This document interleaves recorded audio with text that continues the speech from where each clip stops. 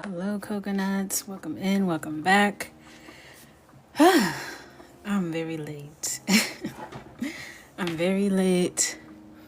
I was working on a project and it was due on Friday, so I couldn't play those games anymore. I had to just grin and bear it and get it done. But now it's done, it's behind us, and we can get back to work. I was saying I wanted to start a new page, but honestly, I don't think I'll ever finish if I don't just finish. So we did a lot of work last night, so we might as well see it through. We might as well. So I'm gonna put you down a little bit. Then I'm just gonna do a few little touch-ups while I wait for everyone to file in. Hopefully everybody ain't asleep, because I was mad late. Because once I finished, then I needed to eat. I was hungry. Super hungry. And now we unwind. A little treat after a long day.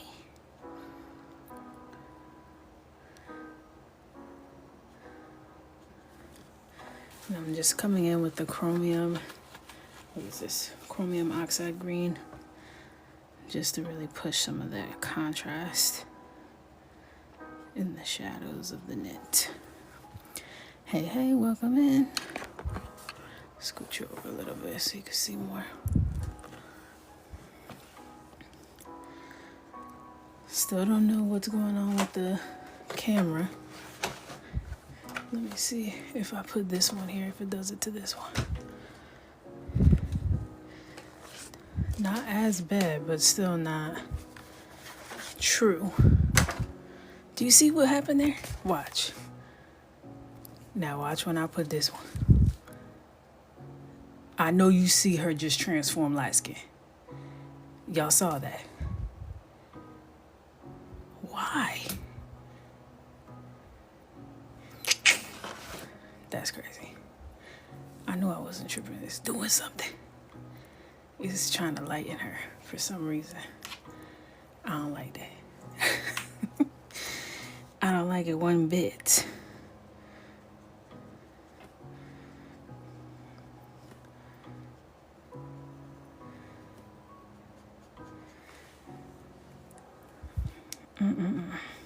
And I know it's gonna make it very annoying for me when it's time to edit.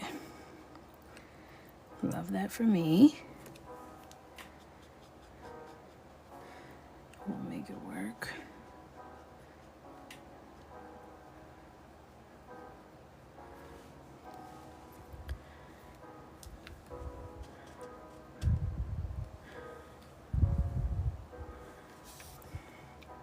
Yeah, I don't know why it does that.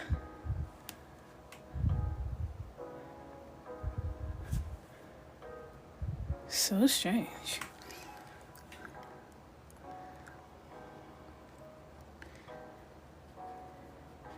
I'm sure it's done it before and I just haven't noticed it. It feels very noticeable on this one. Hey guys, welcome in, welcome in.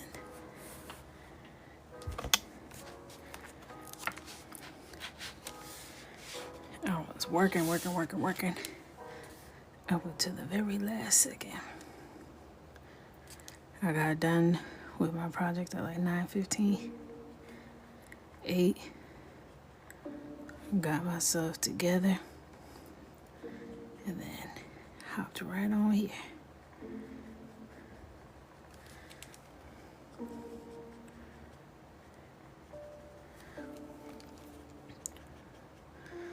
Sometimes after everything settles, I come in and I'm like, I need to add like a little bit more, because the colors kind of settle into the page and I lose some of the contrast that I want. So I'm just going back and adding that in there.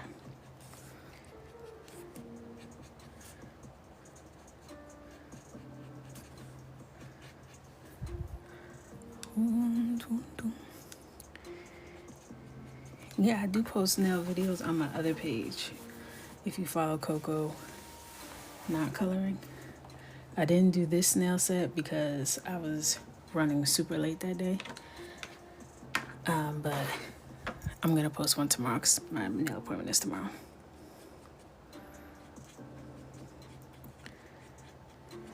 So make sure you follow me on my other account. It's linked in my bio.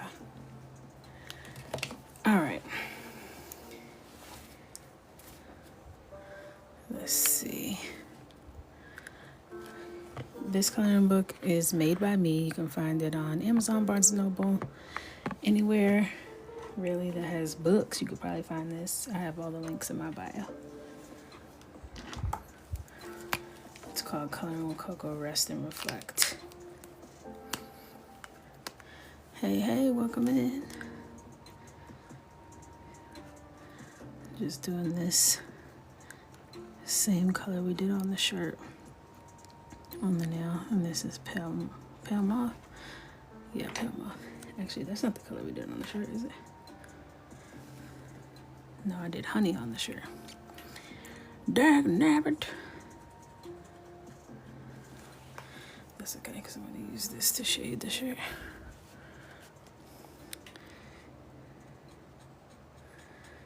Thank you.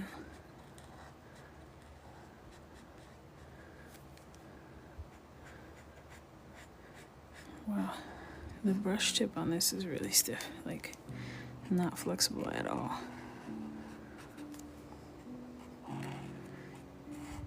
My hair, it don't move.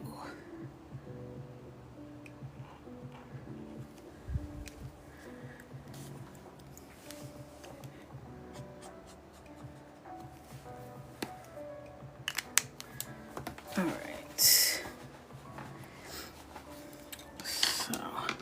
I want to do like a floral type of background, which I don't know why I would want to torture myself like that, but I have an illness. I'm unwell. Hey, welcome in. I'm gonna start with the leaves.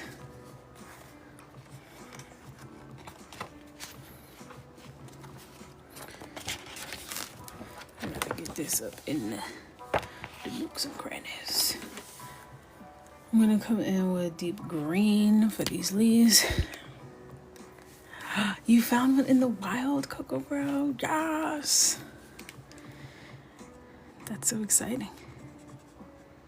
Where did you get it from? The deets.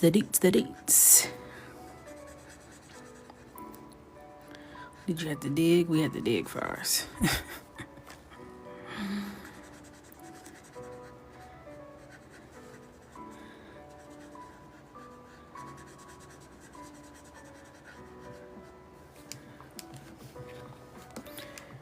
Literally dig.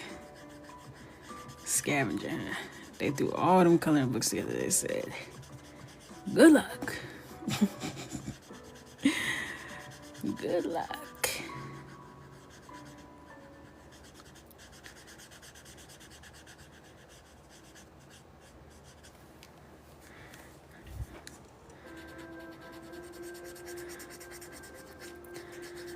You gotta go there with the intention of getting that, but there will be nobody stumbling upon it.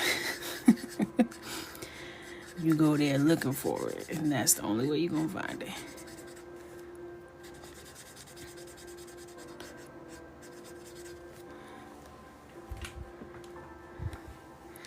Oh, you took a video? Ooh, so excited. I can't wait.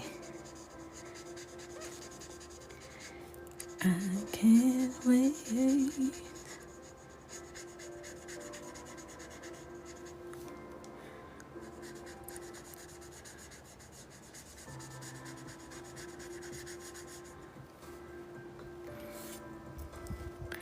I called Rosno who said that online they had two in stock, but they couldn't find it. I'm not even surprised. It's probably in there too. It's probably in there and they literally cannot see it. I was ready to give up. My mom found it. I said, yeah, Let's go. My crew roll out.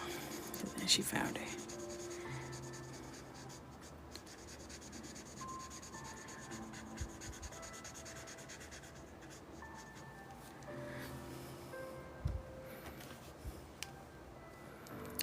Oh, thank you, Shelly. Yeah, go in there yourself and show them how to find a book. I had to like literally move books out the way because they don't have them in my store where it's like, you know, the books are like, they're like stacked like on top of each other. So you can't see the spines of the book. So I'm like,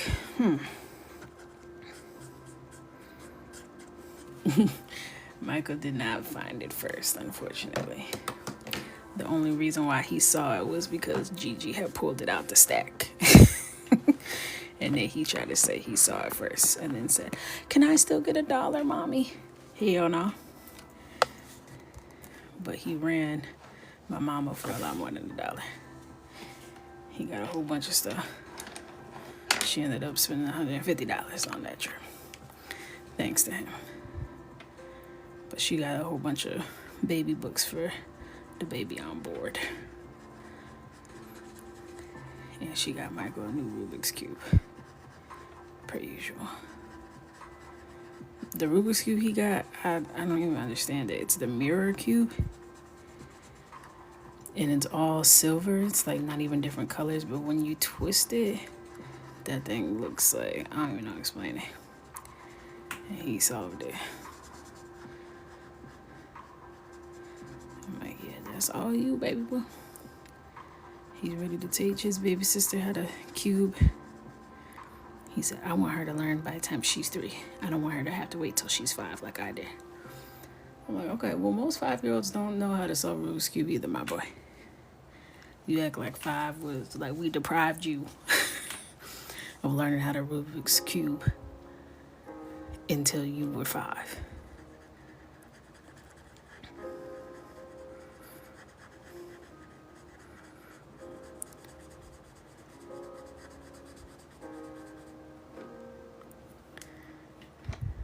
Am I late? I didn't know you told us the gender.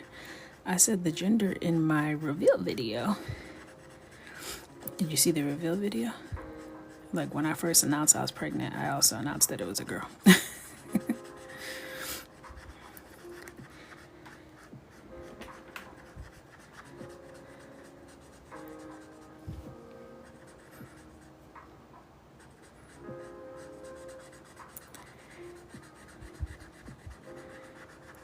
He's very excited.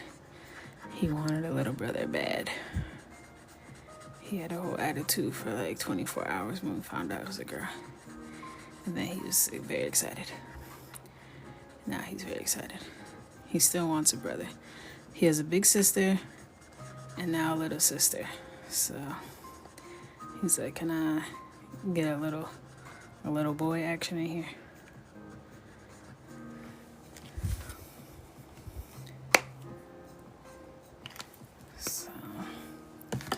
Hey, Hannah World.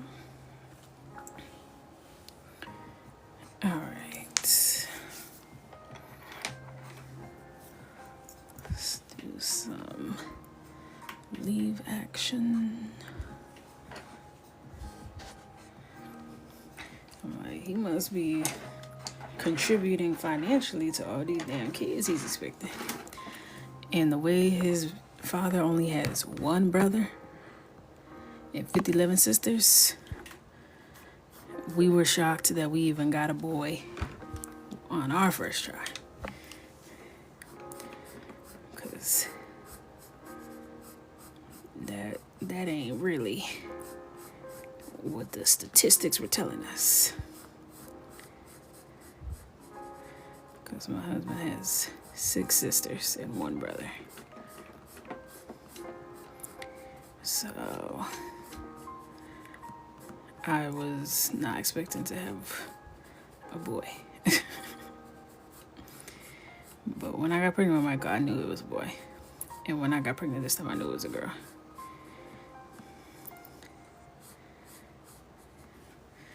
I suspected it was a boy, I should say, with Michael. Like, I had a feeling. If I went to the doctor with this pregnancy and they said, you're having a boy, I would have said, you're lying. I felt, everyone felt. Like, as soon as I told everyone, they were like, oh, it's a girl. Like, it was just in the air. We all knew.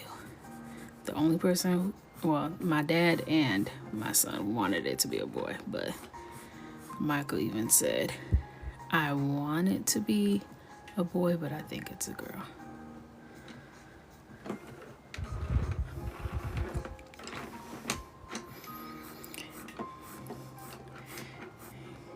Yeah, my husband, I'm an only child, so, but I know the man determines the gender, so it wouldn't matter what my situation was, but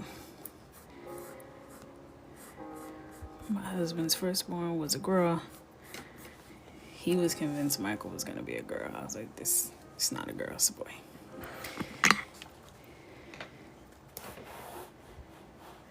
But then he was like, well, that's the only boy I got in me. I can tell you that right now.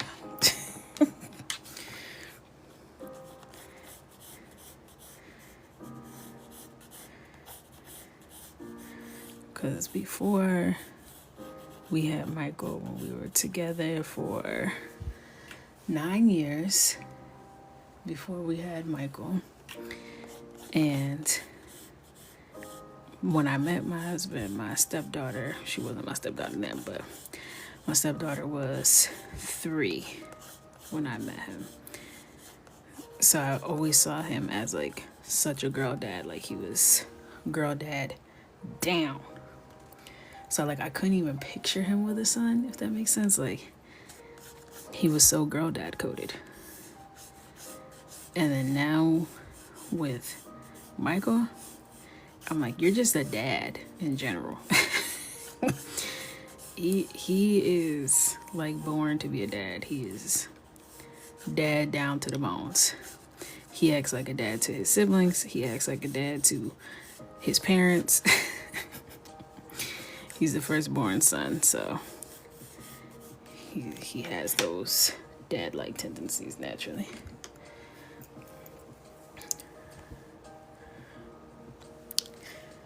They say the cravings are different having a boy versus a girl. Yeah, I've heard that too.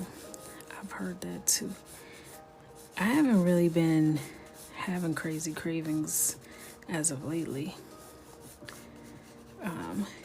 But it's hard for me to even know because I had gastric bypass in between my 2 kids, so I can't even eat the way that I did before. So, and I don't crave foods the way, like I can't have all the sugar and the fried stuff that I used to dibble and dabble with. I can, but it costs me too much. I'm just feeling so ill.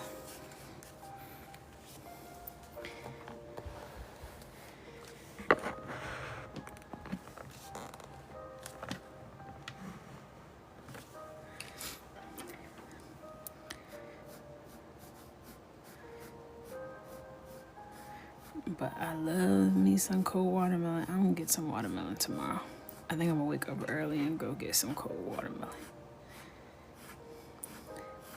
Some ice cold watermelon.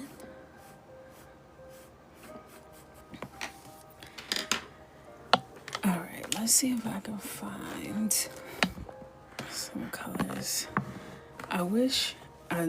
Now that y'all are here, I'm gonna show you what's literally happening with this page. Watch. I'm gonna put this here and watch how it gets darker. See how the camera lens adjusts and now it's darker. Now watch her skin tone once I move this. You saw that? It's doing something. It's trying to whitewash my girl. Watch. You saw that? Trifling. Why this page? Why?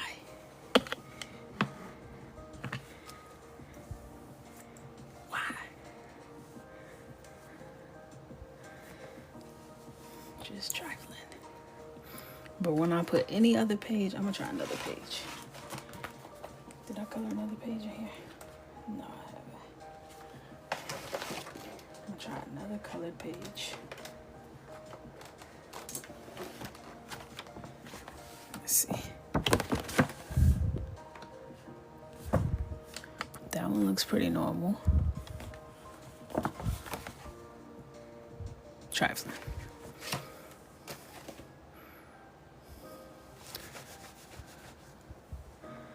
Trifling.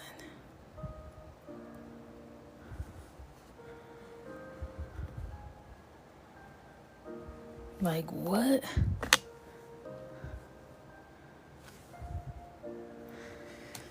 Anyways,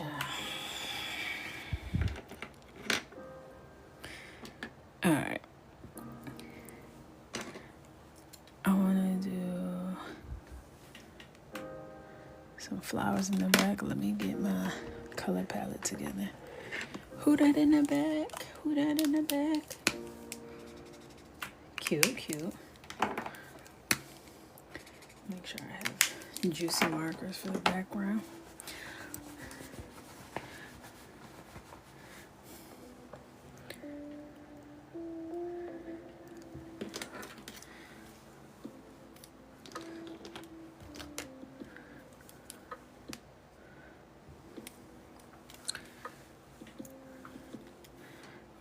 Some little flowers. I'm breaking out my pencil. You know it's serious when I get the mechanical. That means we're not playing around.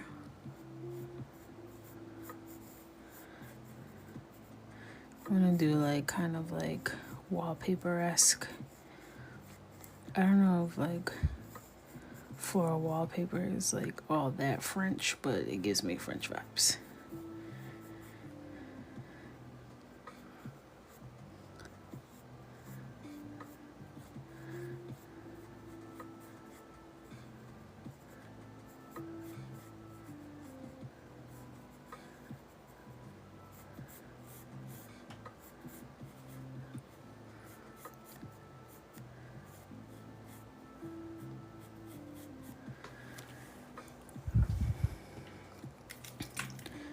I want this to come off the page a bit.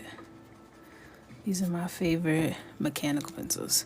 Just a classic big, okay? Gotta be the 7mm, okay? HB number 2. That's the hardness of it. If I'm not using this, you could find me with a Ticonderoga. I keep about 20 of them on me, okay? This is the best pencil known to man. You gonna whitewash Ticonderoga camera? You dead ass right now? It's crazy. No love. That's the best pencil on earth. Ticonderoga. Ticonderoga. Why do I say it wrong?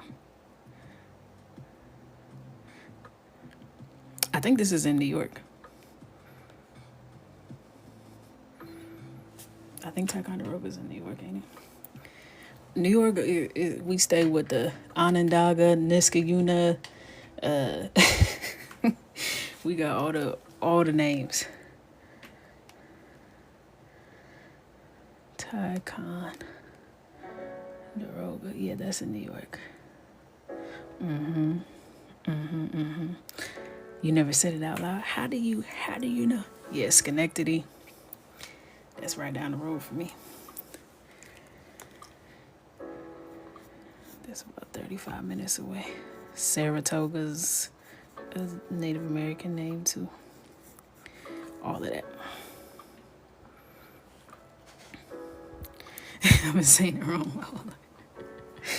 Oh, I didn't know. I didn't know. People didn't know how to say Ticonderoga. I would have had to Google that because that's my favorite pencil ever.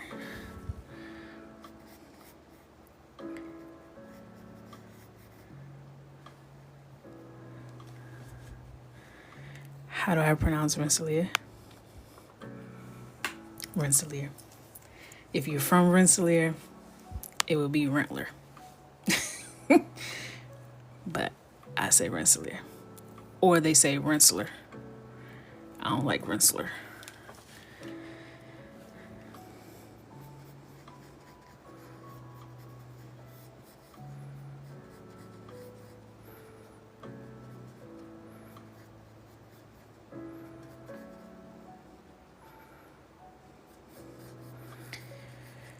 Yep, Rensselaer County.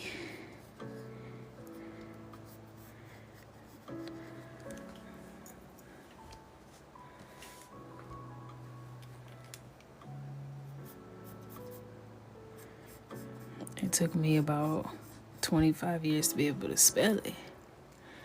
But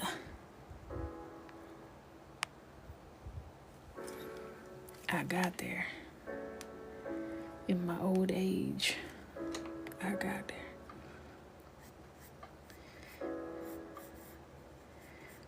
When my husband started right, I said, "Oh my gosh, you an upstater for real now. You spelling Rensselaer the first time, right? That's crazy."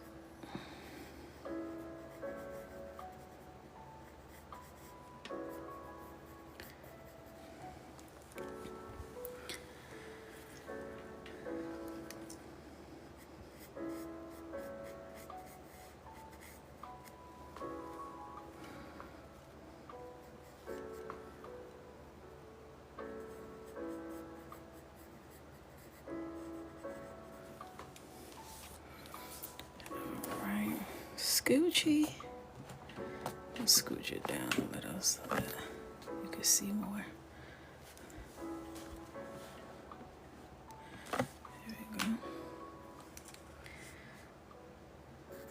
I want the flower to be kind of facing this way.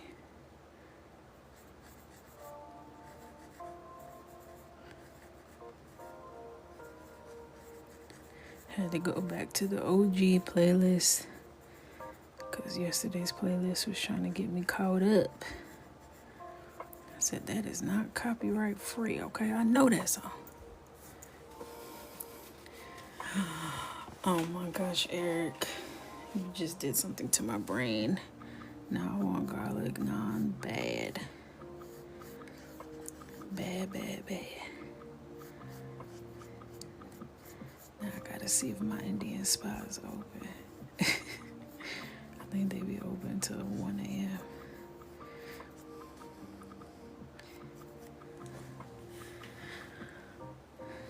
I'm a butter chicken girl myself.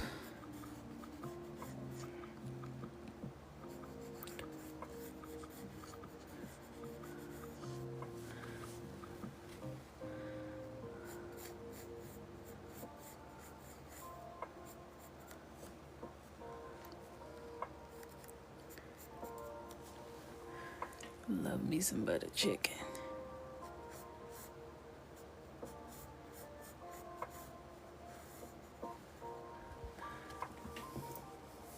Be tearing it up.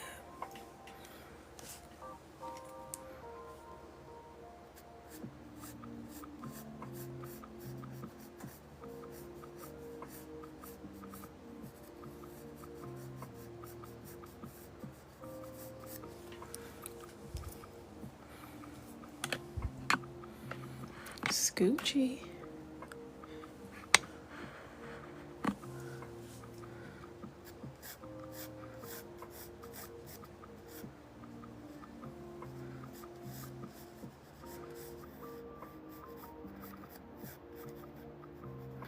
I've been in a drawing mood lately, not just digital, but like, pencil to paper.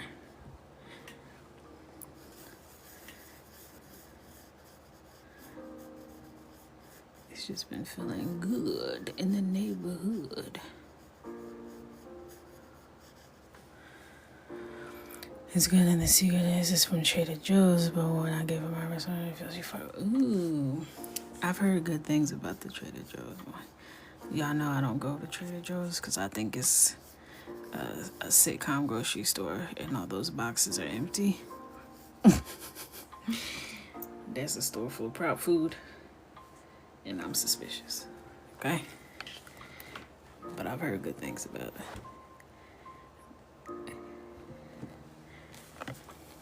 it. That's the grocery store that Heathcliff Huxtable kept going to on Thanksgiving. When he was forgetting all them ingredients, okay? I just know it is.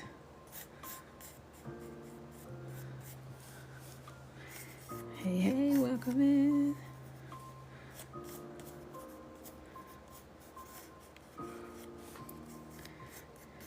I've only been to Trader Joe's one time. And I said, is this store sponsored by Fisher Price? Are these boxes empty, or is this like if you took the little kid grocery store and you made it for big people and y'all are selling us empty boxes of cardboard? This is a grocery store where they go on a TV show and nothing is real. Nothing here is real. Because everything is like a fake brand. The flavor combinations, like, y'all are just making stuff up. Y'all just made this up. Y'all know y'all did.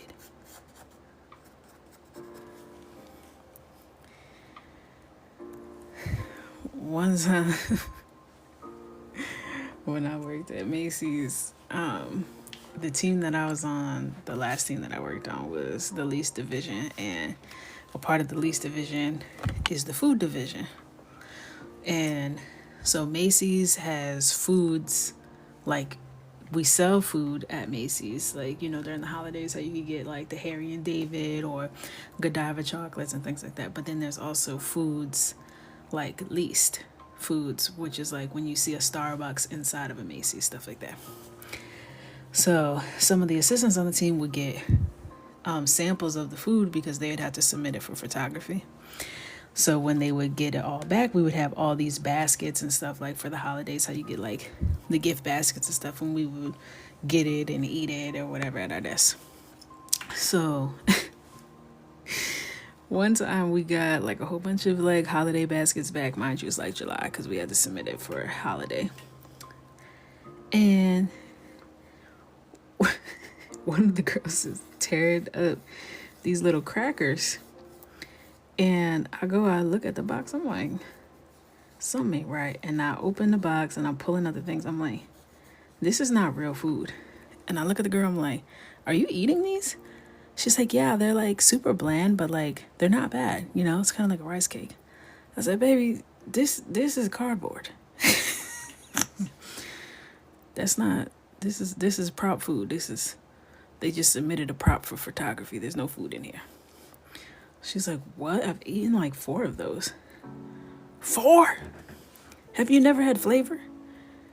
What kind of life have you led to this point where you can't tell if something is real food or cardboard? She kept coming back over. The box was over by my desk, so she kept coming over, digging her hand in there to get her one. I'm like, what is this? What is this? Girl, get out my face with this. She thought that was so funny. The way I would have been on the 3 train on my way home, stopping at Well Now, I would have been at City MD. Hello, doctor. I ate 4 cardboard pellets, okay? Do an x-ray and hurry up. That would not have been funny to me. In fact, I'm suing. It would have been everybody's problem that day. And I would have had to play dead or something. I would have to make it into something, because what you're not going to do is have me eating cardboard and looking dumb. Now I have to like create a scene. I got to fake a seizure. Something has to happen. There's consequences. It has to. She's like, they're kind of bland, but they're not bad. Ma'am. No. She was just popping the whole thing in her mouth. That's the crazy thing. Just.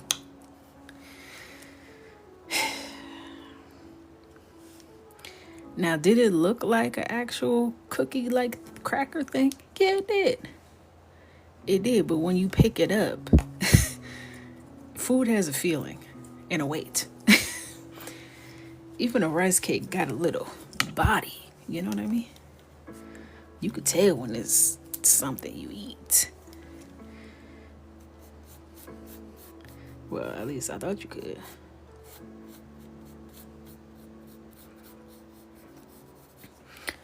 I said, well, maybe that's why your head is bigger than your body and mine is big everywhere. Maybe that's why. Maybe I should have known the difference between cardboard and real food. Okay? Maybe it's me. But that's a bit much.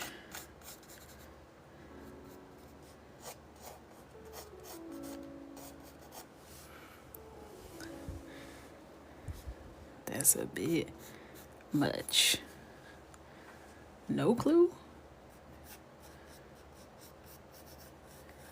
I might let you get away with the first one, and you know, you like, that's a little weird. Let me try another one and see what. I can't really taste that for real. You know, when you do one of those, maybe I would have let that go. Third time, fourth time. I don't know, sister. I don't know. Certain point, I'm starting to think you knew it was cardboard. You liked it.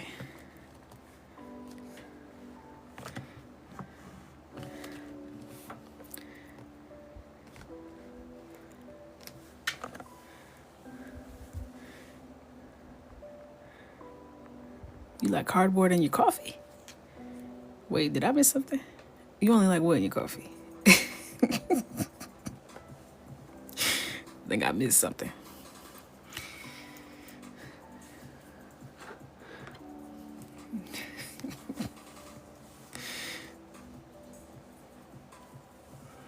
Oh, pumpkin spice. Okay, that makes more sense.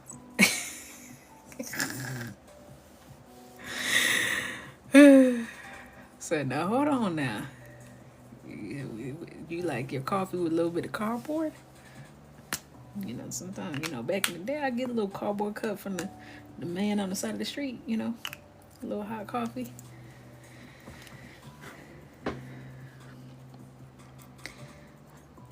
All right, I'm coming in with honey. Honey, honey.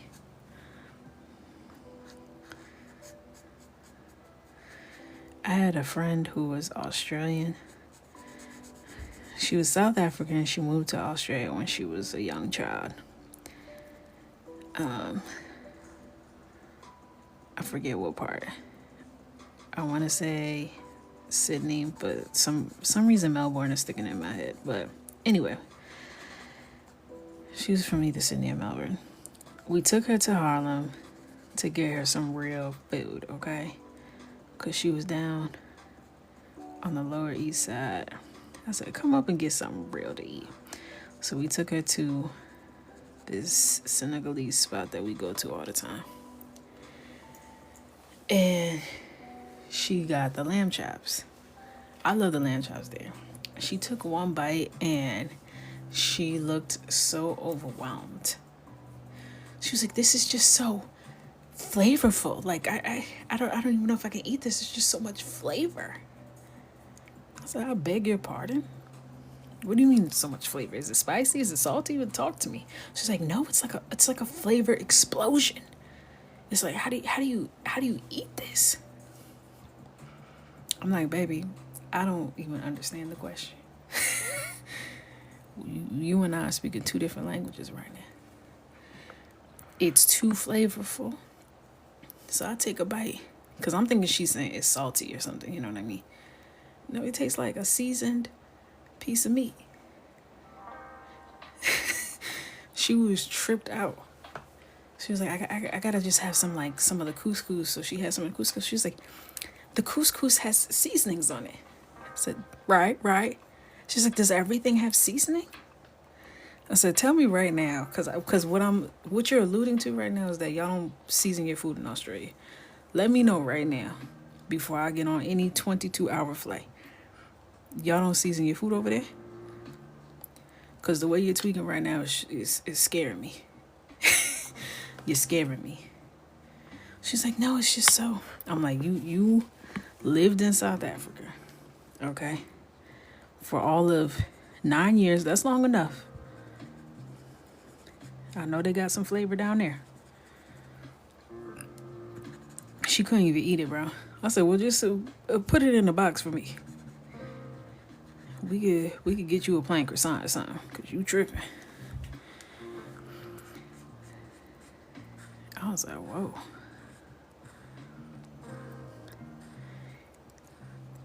And I take my other white friends there all the time, so it wasn't a white thing. It was specifically a her thing, and I was suspecting it was an Australian thing. Any Australians in the chat, did y'all season y'all food? Because she was tweaking. She was tore up. Them joints was good. They had a little char on them. I said, nah. It ain't that. I ain't taking you nowhere else. I'm gonna take you to Midtown. You can take your ass to Times Square. now you get Cold Stone and Dallas BBQ from me. You don't get none of the cultured stuff.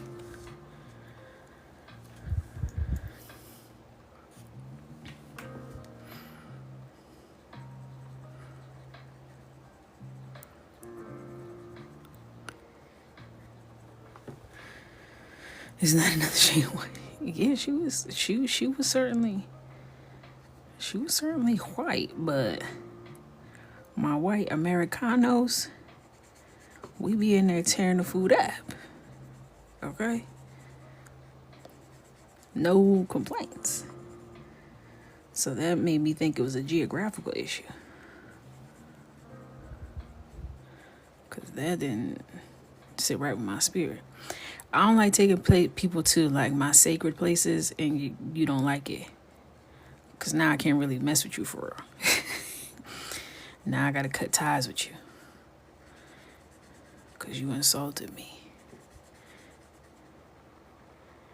In my place, in my sacred place, okay? This is where I had my first date with my man, okay? Everybody don't get to come here with me.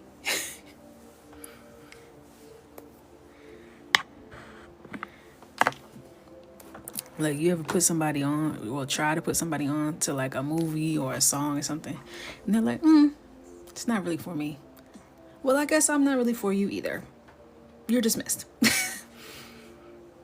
You're dismissed. Yeah. Yeah, it is that deep, actually. It's that deep. Yeah. Get out. And find a ride home. Because what are you talking about?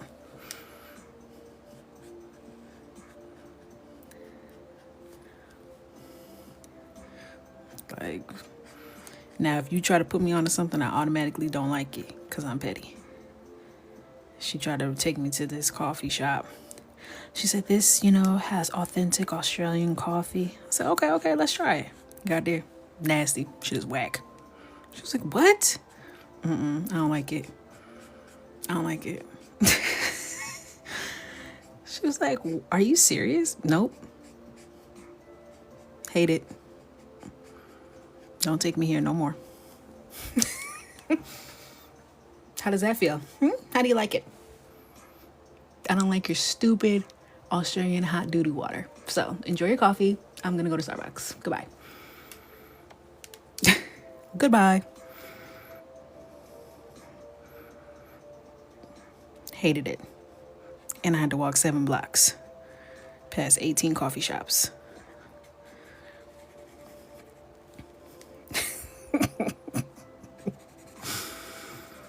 Goodbye. I don't even know. I didn't even really taste it. I had made up my mind before I got there. I will not like this. I should probably go actually try it next time I'm downtown. I'm gonna go actually try it and report back. She used to get a small hot vanilla latte, unsweetened. Yikes, that's already off brand for me. You lost me. But I'll go order something that I like once I'm not pregnant. I don't drink coffee when I'm pregnant.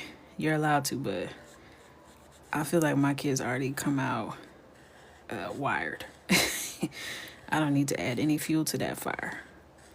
So I stay off the caffeine. I leave it alone.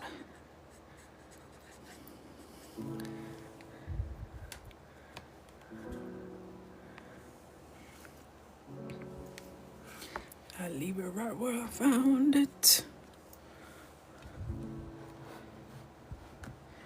I don't drink coffee until I'm done breastfeeding. Like once I'm done being pregnant and nursing, then I go back to the caffeine. Okay. Thank you, Coco Bro.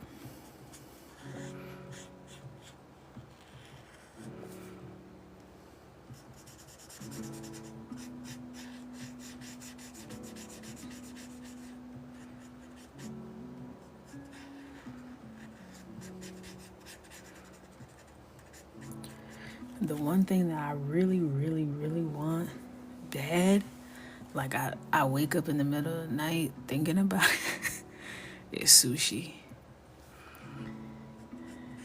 I want sushi bad. Mind you, I wasn't like a sushi girl back when I had my son, so that wasn't really an issue for me. But now, I'm down bad, bro. I'm down bad.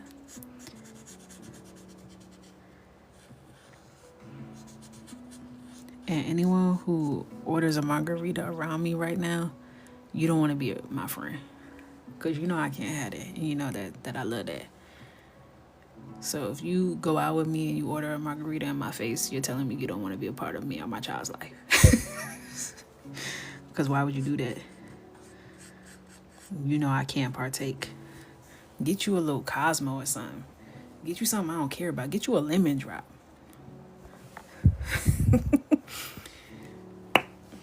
Just get you something that I wouldn't care about. Okay? That's what you get. I know I was like, maybe I should get me like some like shrimp tempura, like some cooked sushi. But that's not really what I want. So I don't even want to play with the fire. I don't even want to do that. But that's going to be my first meal. Like in the delivery room, have my sushi waiting in the hospital right next to my favorite sushi spot.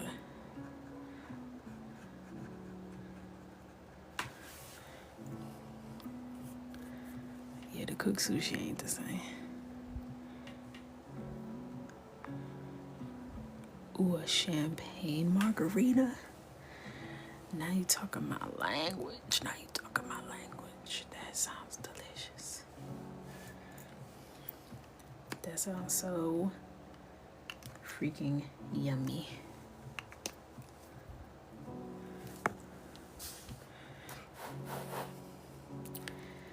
I do like shrimp tempura. The fried stuff just doesn't sit well with me anymore after my surgery. So it's like, it's not worth it all the way. It be making my stomach hurt.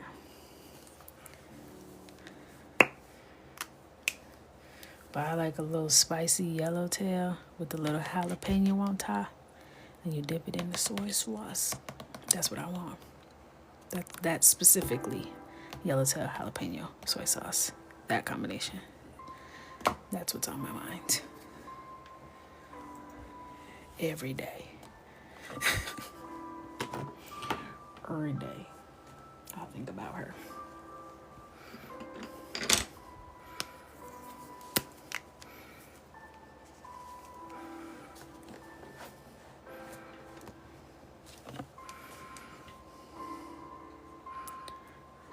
Actually, I want to erase that a little bit. when I use this lighter color. You moron. I gotta talk nice to myself. That wasn't nice, sorry.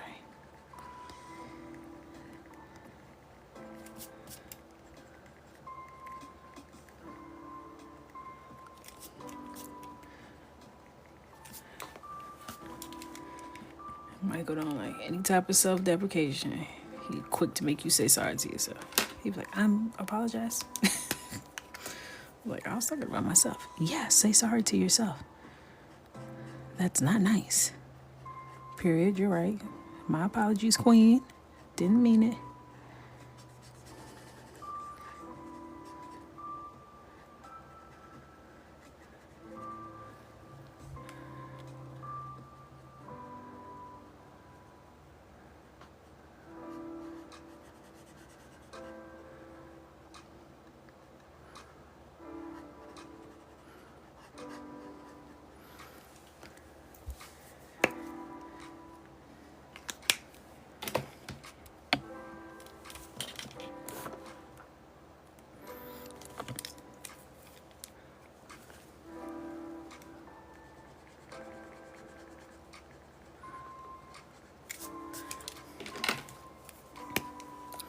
Thank you for the nail love.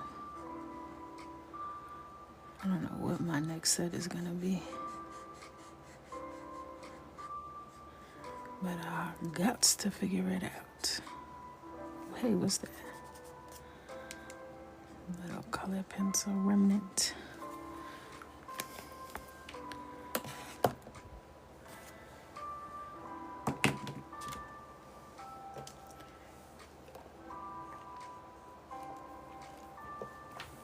I got my mango smoothie tonight.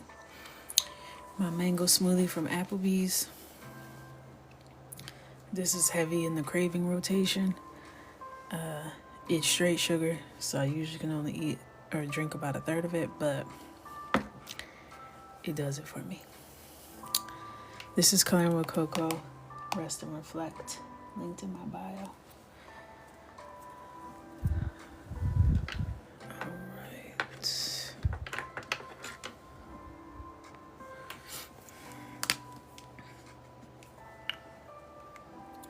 I'm gonna come in with Pine Tree Green. Thank you, thank you.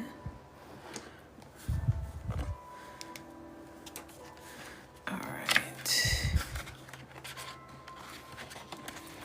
Also, guys, if you have Rest and Reflect, don't forget that there's a page protector that comes in every book that's attached in the back. You just rip it out. So all the pages are perforated, if you see that line. So you rip it out and then you can just stick it behind your page that you're coloring so that it doesn't bleed through to whatever you're coloring, okay? Remember that.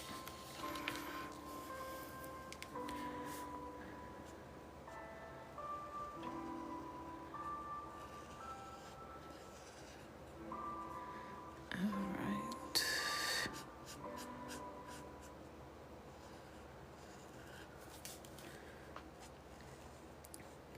I'm just getting all my preliminary base colors down before we start to deck it out.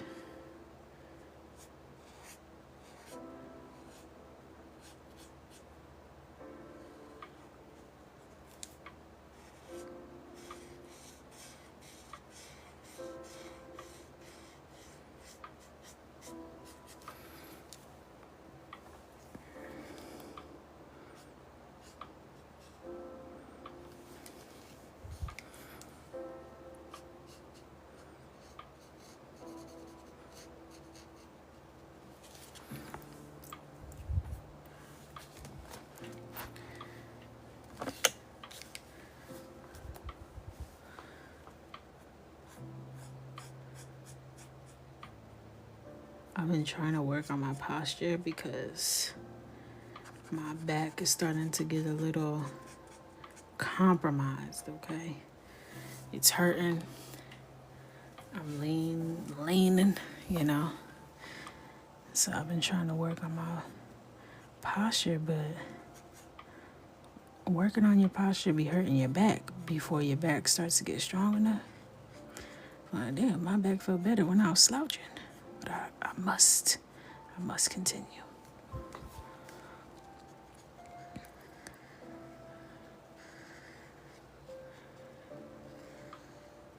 I need that Olandria posture.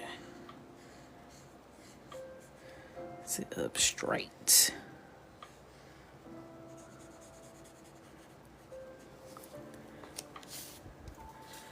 Posture is one of those things that will mess you up. Just get it under control. I might get one of those braces. You know, those things that pull your shoulders back. Because when I'm coloring, I'm hunched over sometimes. Well, y'all got your head in my way sometimes. So I'll be trying to bob and weave out your way. And that messes my posture up a little bit, but that's just for a moment. Like a quick moment, but then I need to snap back.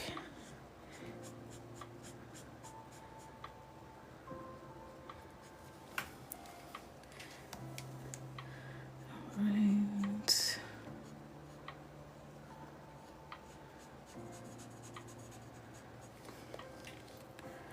I'm gonna try and like really do my big one with the pencils when it's time on the background to give it the look that I'm trying to achieve.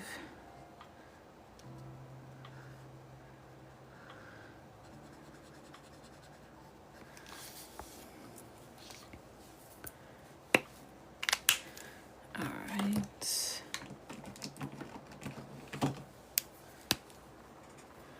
Now I'm going to come in with Buttercup Yellow and add in these little pollen thingy jigs. I'm kind of using a dabbing motion because I didn't erase the pencil here, so don't want to smudge it too much.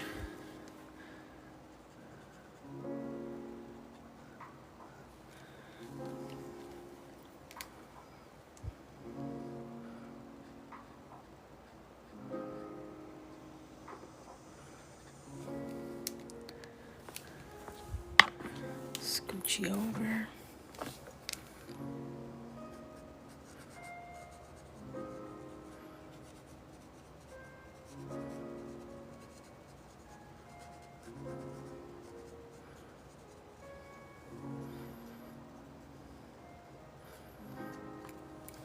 I was talking to Raggedy earlier today when we were crying, laughing, thinking about the potlucks. Y'all ever see that woman on, I usually see her on Instagram, and she like reacts to what everyone brought to like the potluck or to like the family gathering or whatever, and they talk about their dish and then she sentences them.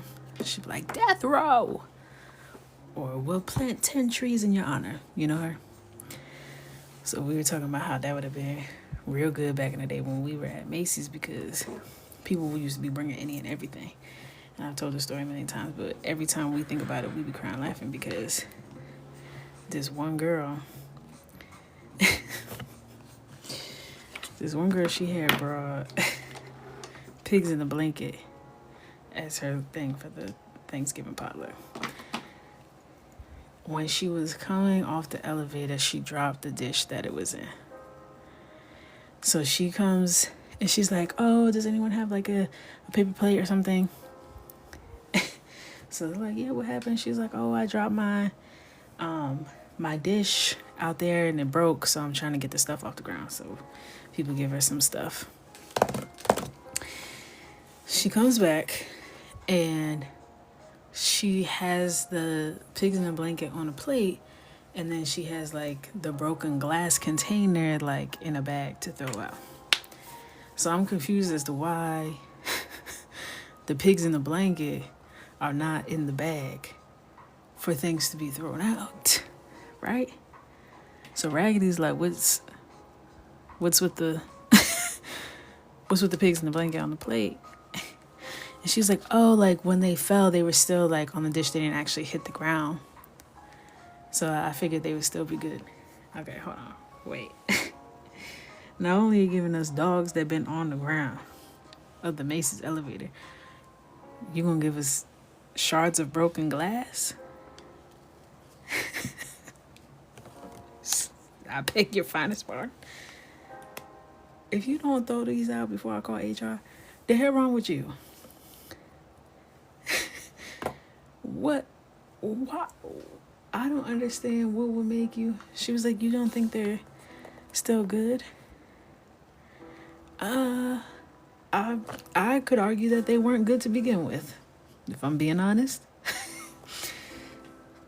But yeah, I would say they're gone now. I would say it's time to let those go. That's why I used to be at that Potluck eating anything. Where you get this from? Popeyes? Yeah, I'll take one of those. This is light holly green. You weren't getting me to eat nothing because that's the year prior. She was. The year prior. This is my favorite story.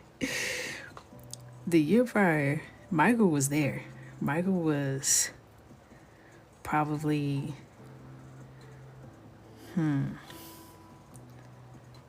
just turned a year that year because it was 2018. So he was a little over a year. I brought Michael to the little potluck thing.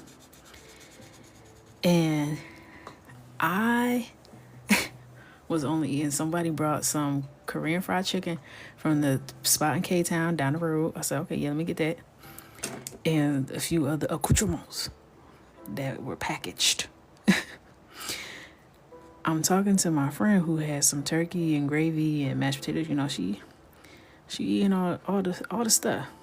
Now I thought she would know better, okay? Being the sisters, I thought she would know better. I'm in the middle of talking to her, and all of a sudden, she takes a bite, and her nostrils just flare wide open, okay? Like, emergency bat signal. Nostrils flared wide open. I said, huh? She just goes, I said, what? What's going on? She's like, At the same time, I hear someone across the table go, what the F-bomb? People are shaking, convulsing over. I'm like, hello? Me and Raggedy like, what's going on here? She said, something wrong with this gravy. I wish I could see images in my mind. You know how y'all be seeing stuff in your head for real? I wish I had that because I would picture my friend Kelly's face. Whenever I was sad or down, I would remember that face because she looked so horrified. So horrified. So I'm like, what's wrong with the gravy? What's wrong with the gravy? So the person who made the gravy is not just any person. He's the head of the whole division. Okay? Now, mind you, he had this turkey that was like a rotisserie turkey from Whole Foods.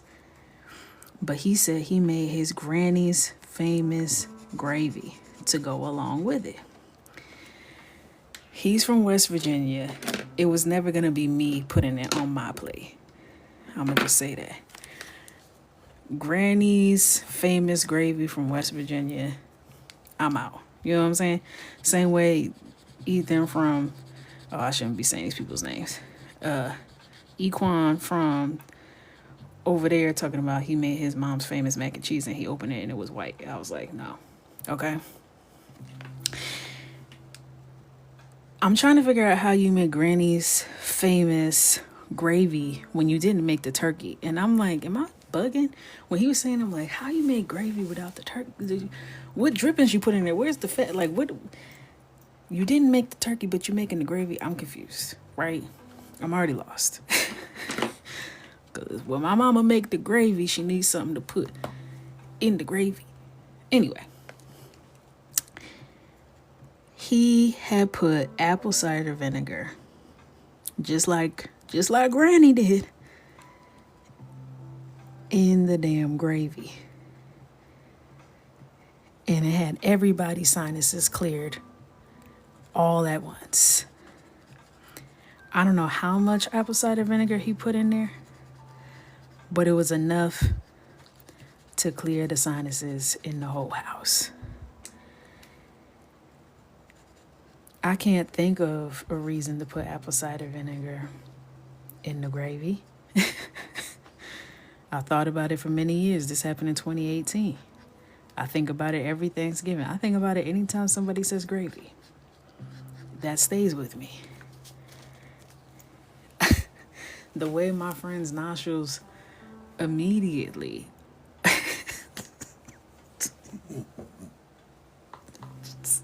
mid-sentence open like parachutes, jumping from a plane. Never in my life. Never in my life. He wrong for that. I wasn't brave enough because sometimes curiosity gets me. And I be wanting to taste it just to see if y'all bugging, but I wasn't brave enough that day. I just had to take y'all's word for it.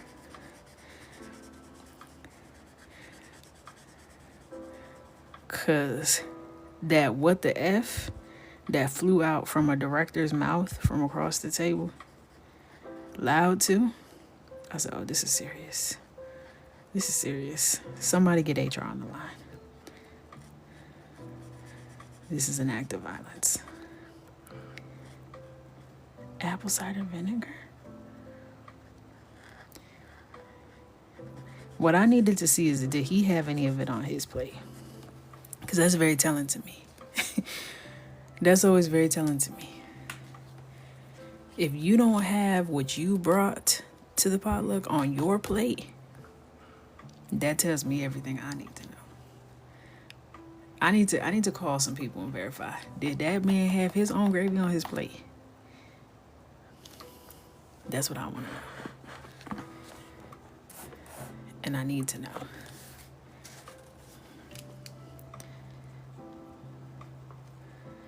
I didn't even bother with those damn potlucks. I used to get my assistant, take my card, go on down the street, get 7 Popeyes chicken sandwiches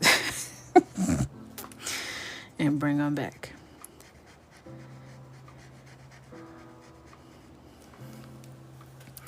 I'm not even playing this with y'all.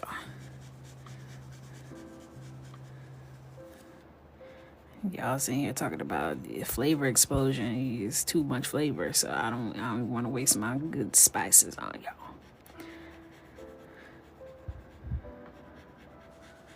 Don't even blame me.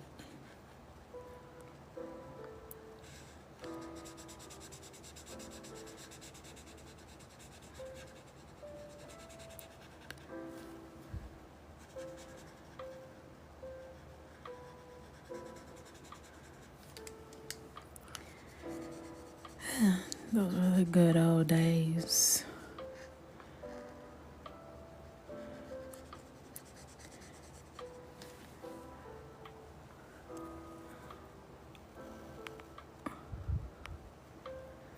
I went to a potluck in India. It was traumatic. I feel like potlucks are a universally traumatic experience. It's not a group project that anyone should really be subjected to. I thought after COVID, perhaps people would leave the potlucks alone, but I see they're alive and well. Hi.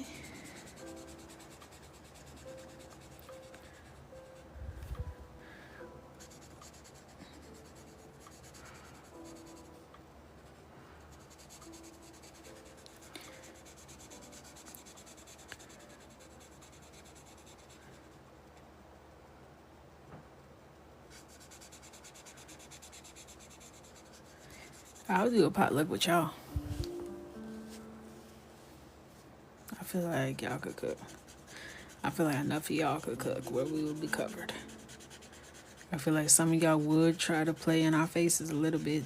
Not on purpose. Not on purpose. Everybody don't know their strengths. But most of us, I think we would be good.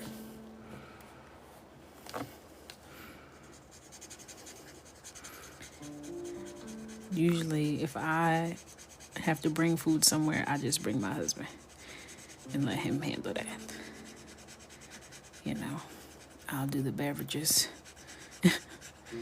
Bring you the good ice, okay? Not the gas station ice, the good ice, okay? And we'll be good to go.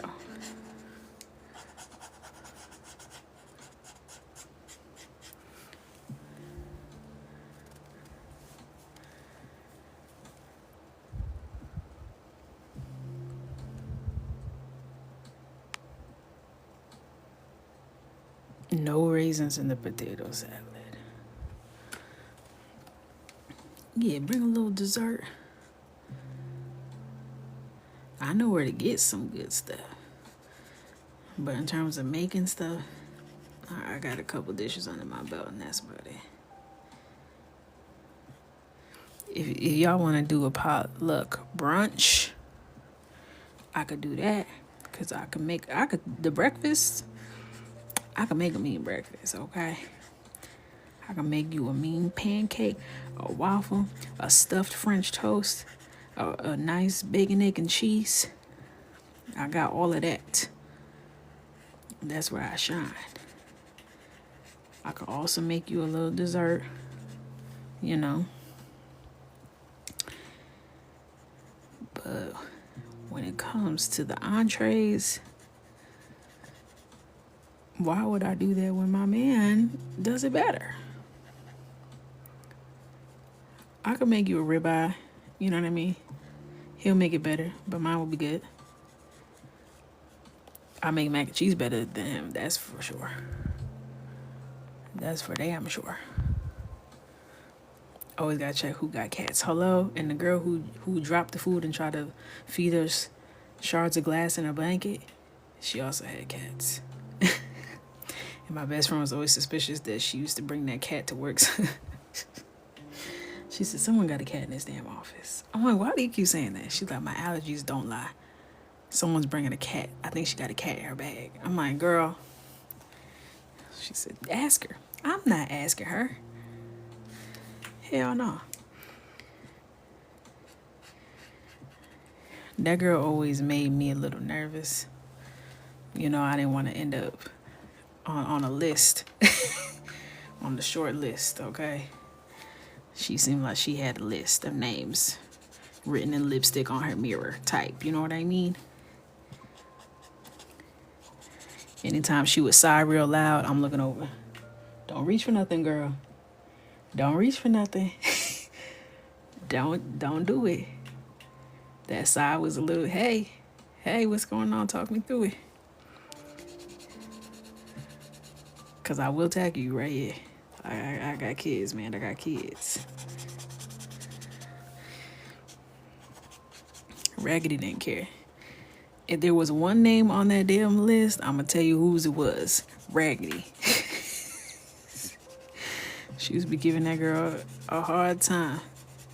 We would all be standing because we had an open floor plan at Macy's, so our cubicles were low profile. So if you stood up in your cube, like you were, you know, you could see everything.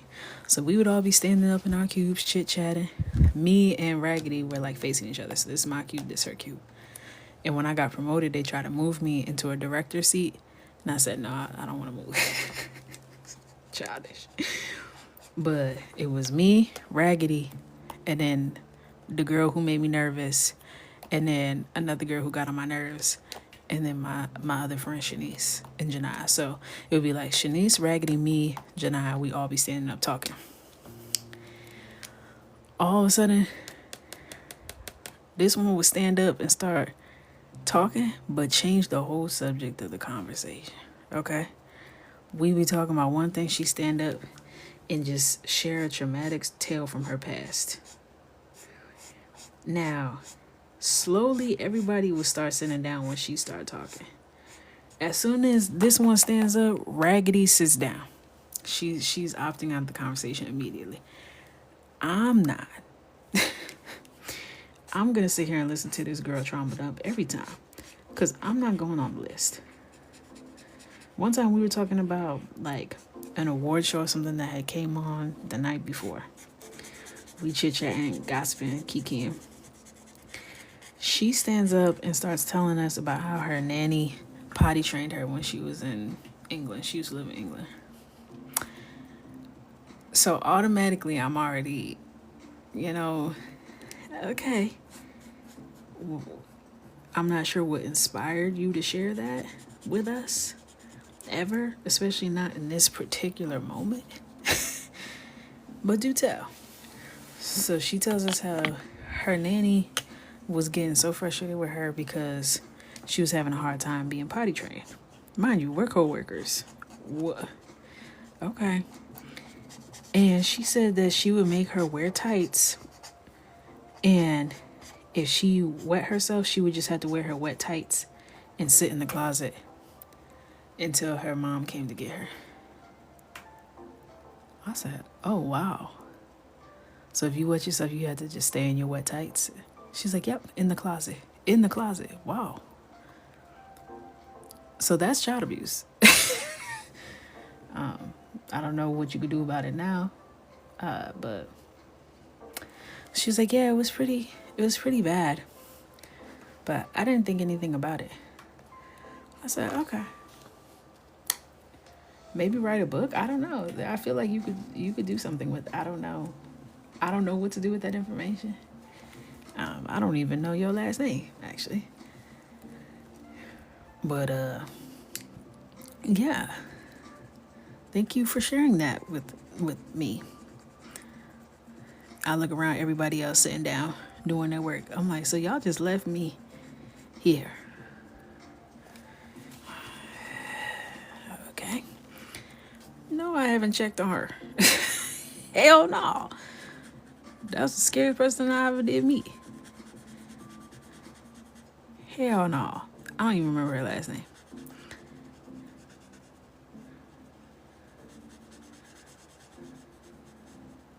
Raggedy used to say she looked like the little girl, you know that meme of the little girl smiling in front of the burning house? That's who Raggedy said she was. She said she looked just like her. I'm like, you gonna get tore up. Leave me alone, cause I'm not playing these games with you. Hell no. What's her mama's name, Kendra?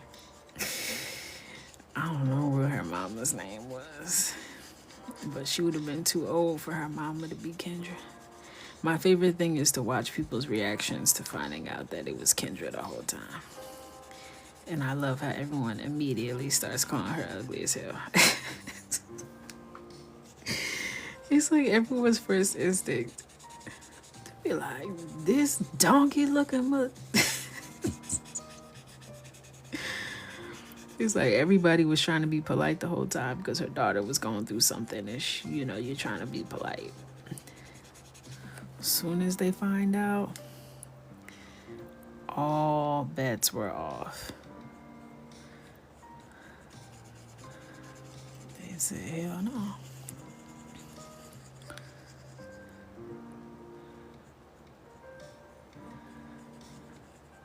That thing was so crazy.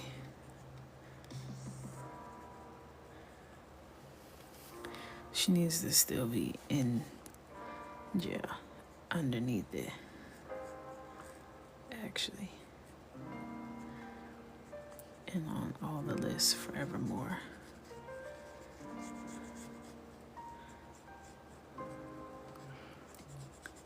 I was also talking to my husband about, like, I already told y'all this before, but her having her parents come get her, so her husband then put his hands on her out of reaction. I don't have anyone I could call who would offer me any safe space after they found out I was the one texting my child. There's no one I could call. So I found that very interesting. I don't know. I would have to call the Ghostbusters or something, because everybody would have beat me up. My parents, my friends, y'all. Like, who would I be able to call? You know what I mean?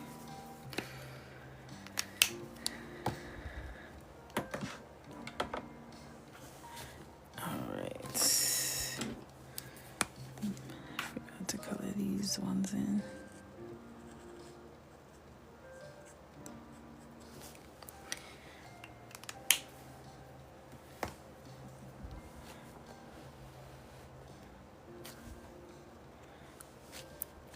Right, on the run immediately. Immediately on the run. As soon as that sheriff pull up, I would have been out the back window with a knapsack. Sorry, honey. It's getting a little too real around here. Gotta go. Immediately.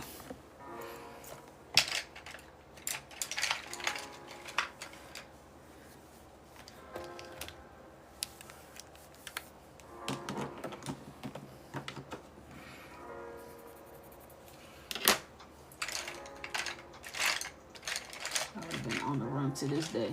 Definitely not in no damn documentary where y'all gonna be talking about me. Just so many questions about that.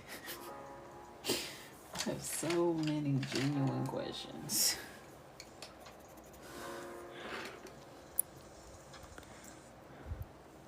I was framed. I would have to do something. I'd have to run or play dead or something.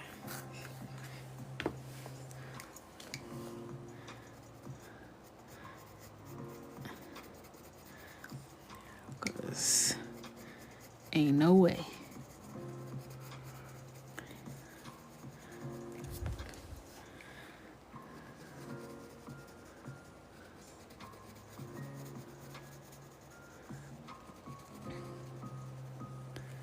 And this is Cinnamon by Ohuhu, by the way. This is one of my favorite pencils. It's in heavy rotation these days. Just a pretty color.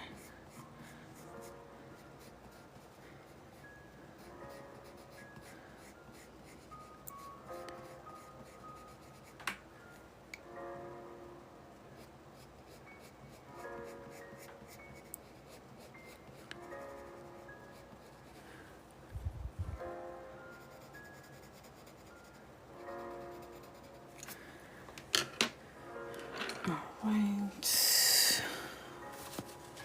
Where's the color that I used? Oh, that's the one that fell down yesterday, ain't it? Damn. Alright, let me see if I could get it with my toes. Actually, is that actually the one I need, or is the one I need right here? And hands right here.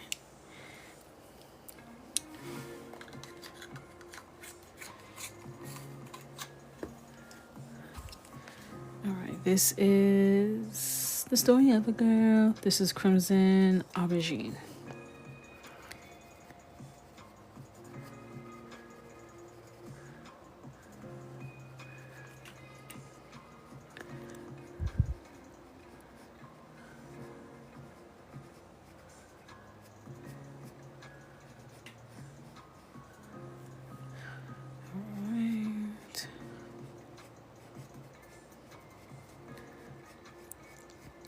I feel like I watch like banger after banger after banger on Netflix, and then it all dried up.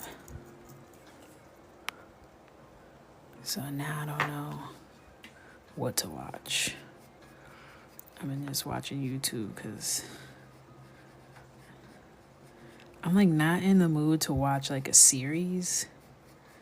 Like I want like a little documentary or like a quick little 3-episode docu-series. I don't want like a whole show to watch, if that makes sense.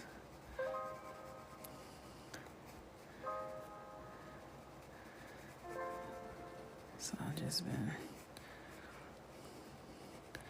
I'm about to start watching them little racist Hallmark movies. It's about that time. Get a little chilly out. Yeah, they put all the bangers out. All of them. All at once.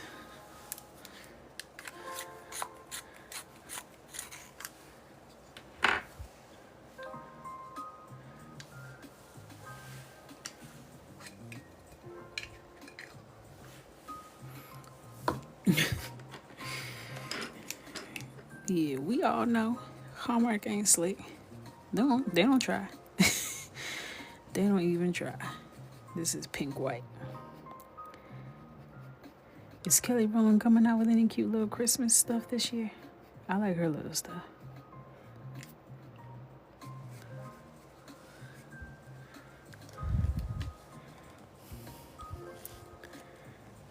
My mother-in-law loves a Lifetime movie. I be hating watching them with her. The Lifetime movies, I don't like those. I also don't like, is it the Lifetime Mystery? There's like one that's like either Hallmark Mystery or Lifetime Mystery. I'm like, child, please. I ain't watching this. Oh, you know what I haven't seen in a while? Snapped.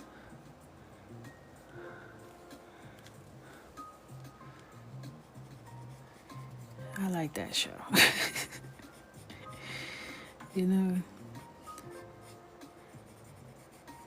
just a reminder to us all, okay, that we have a limit.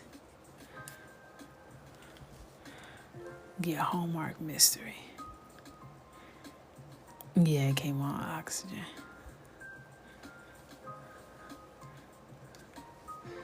Right? They used to be, you know.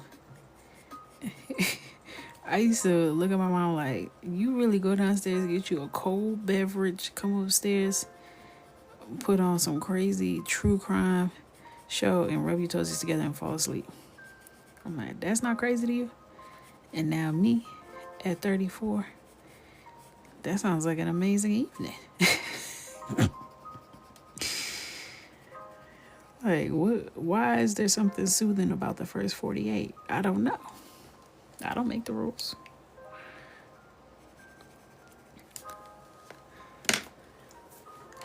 Be tucked in the bed, knocked out.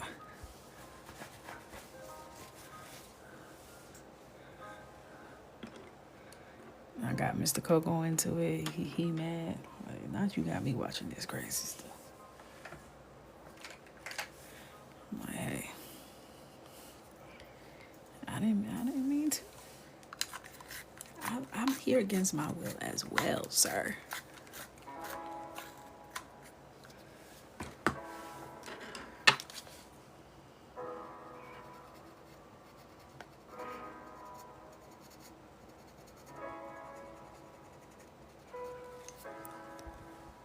Yeah, the narrator's voice is good, ain't it?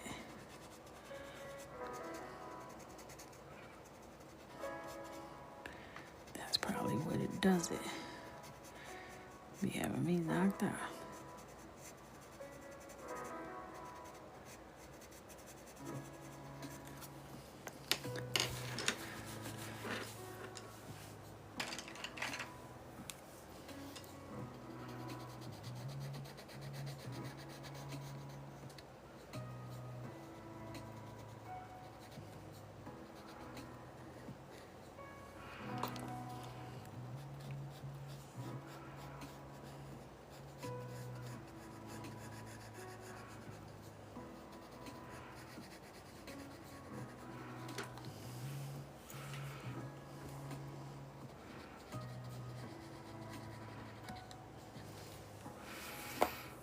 First 48, they be solving them crimes, baby. They be solving them crimes.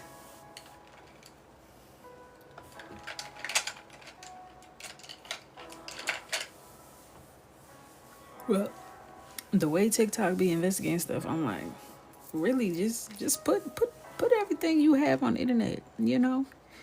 Tell the police to just put up what they have discovered so far. The internet will take care of it.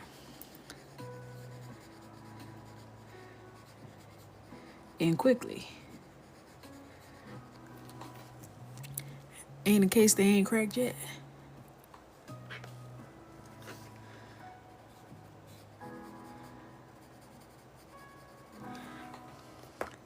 The internet gonna solve it every time. Each and every time. No questions.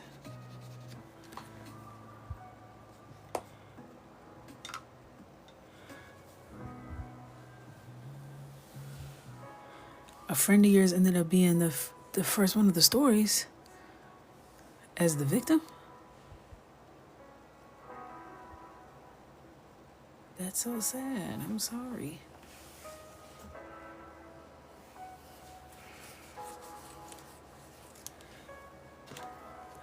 I saw a TikTok yesterday of this woman who was talking about how she was like really cool with this girl who she met, like was like an internet friend who lived in the area, and they were supposed to meet up, and you know when it came time to meet they never met, and she just cut her off and ghosted her. But you know in the meantime she had given her like a lot of information and stuff, so she didn't hear from her for like a long time.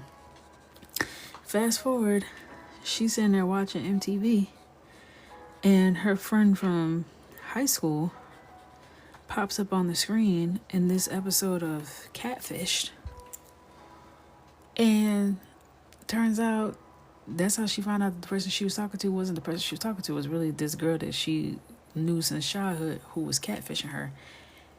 Not only was she catfishing her, but 800 other people. Now, where do people find the time?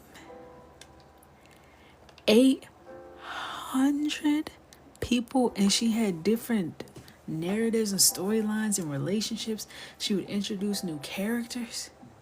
Like she told the girl, oh, one of my friends thinks you're cute, I'm gonna give him your information. And then she starts talking to the friend as this other person who's like a new character unlocked. What? Hate to see it. And she was the sister. Damn it. And what made it really weird is the person that she was pretending to be.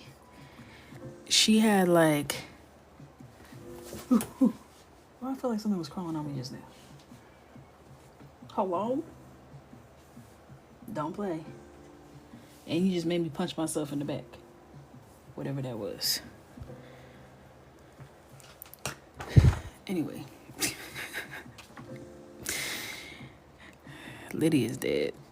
She's dead.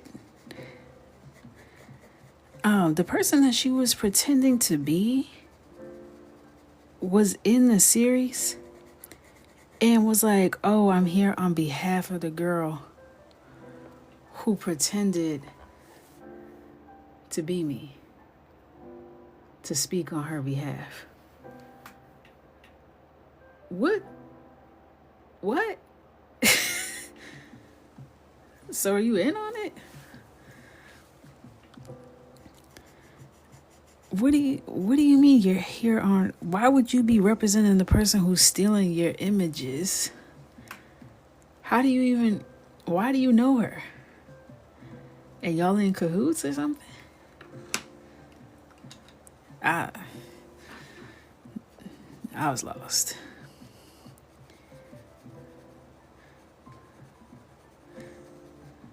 Because she had been pretending to be this girl since, like, years and years and years ago.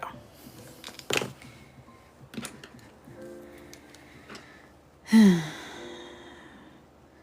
to that I say, open the schools. Open the schools. Open the schools.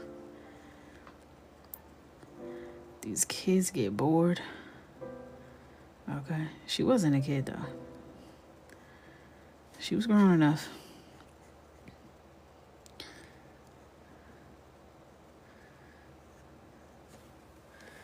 Everybody needs to get a job.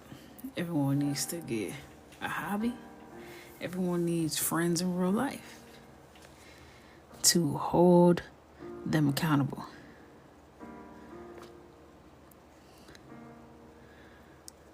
She said it was like an addiction. I would say it was well past that. It definitely was more than just like an addiction. Baby, you were gone. And then it's like the nonchalant attitude. That's the same thing with unknown number. When they get confronted with like, hey, what you did actually hurt a lot of people.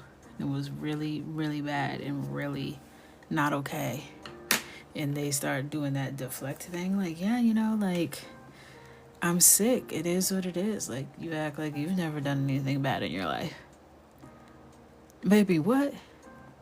I ain't done nothing bad enough to give me a Netflix documentary. I'll tell you that. We not talking about me. We are not talking about me, baby. Yeah, the long-term relationships. Like that one girl. What the hell was her name? Bobby something. That one. I'm not gonna victim blame. I'm not going to. But there are signs. It gets to a point. It gets to a point. You know what I mean?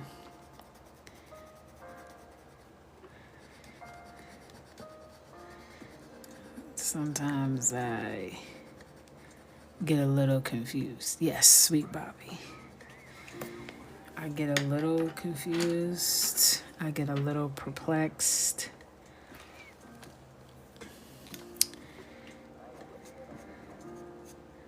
It doesn't add up to how you could get to that point for years.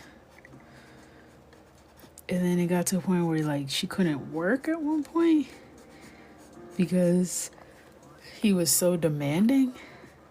And by he, I mean her, as in her cousin, who was really the one catfishing the whole time.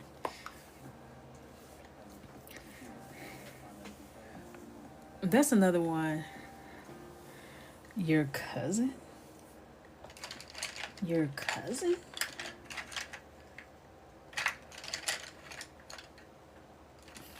And another nonchalant attitude. I can't do that. I can't do the nonchalant stuff. That would send me. And it's like you're on FaceTime all the time, but their camera has never been on, not once. Never seen their face, not once. On a live video call? Never? And then when she really saw the guy in real life at a club, he was like, who are you? Had no idea who you are. And that still didn't, ring the alarm. That concerns me. That concerns me.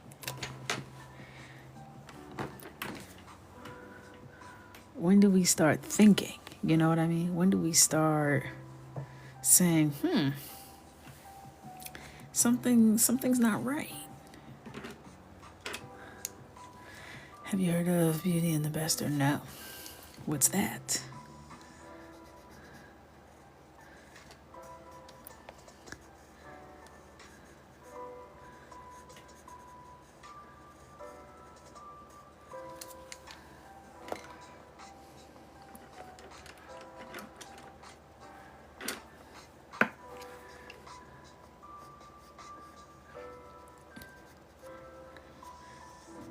I've been like wanting to watch LoveCon, but then every time I watch the little trailer, I'm like, do I actually want to watch this? LoveCon Revenge or something on Netflix.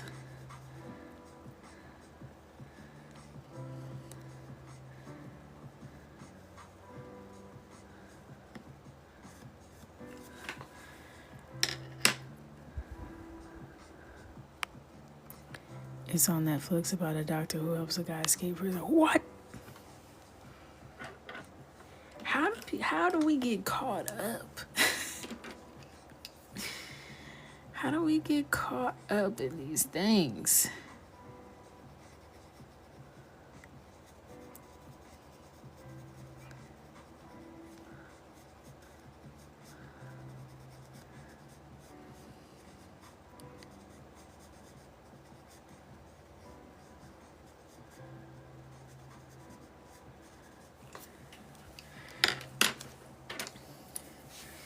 human mind is very, very interesting. It always fascinates me how it's not that hard to like really fall into these situations. Like the thing is, you never think it's gonna be you, right? And then it just be you sometimes. Like you really just get caught up in some stuff. Like it really happens to smart people, to logical people. Like it's crazy how you can manipulate people.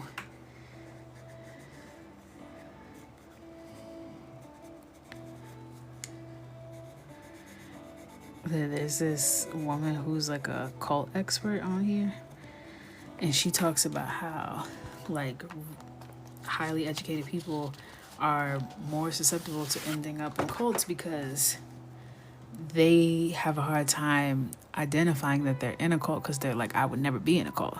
This can't be a cult because I would never be a part of a cult. I'm like, that makes sense.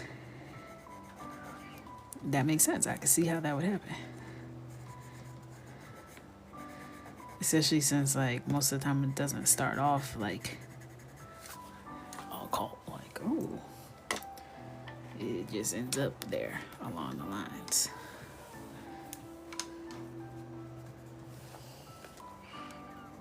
Up there along the lines.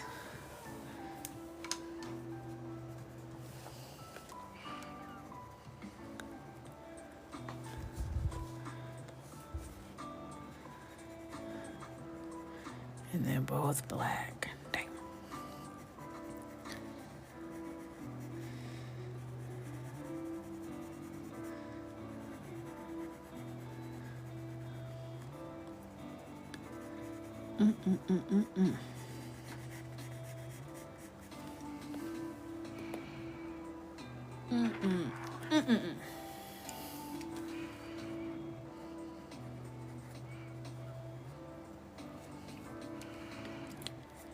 I do not have some for men.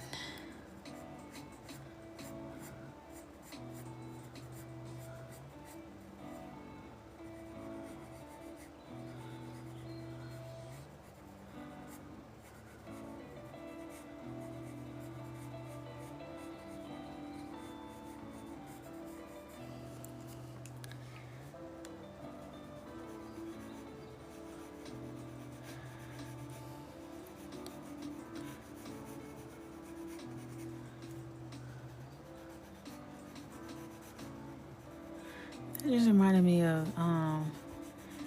that guy. What was his name?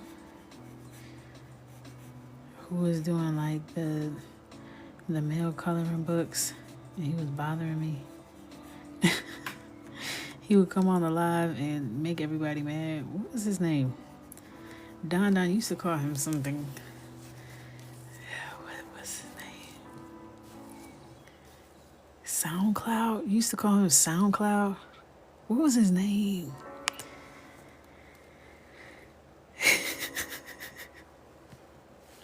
I wonder where he is. He's blocked.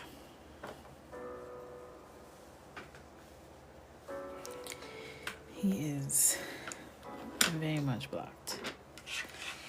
I wish him well, wherever he is.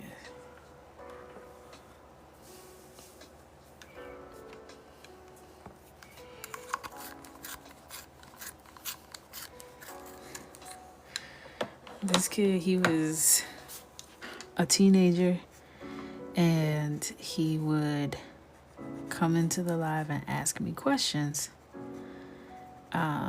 Like basically like, how did you get your account to grow, and like ask me like business questions, right?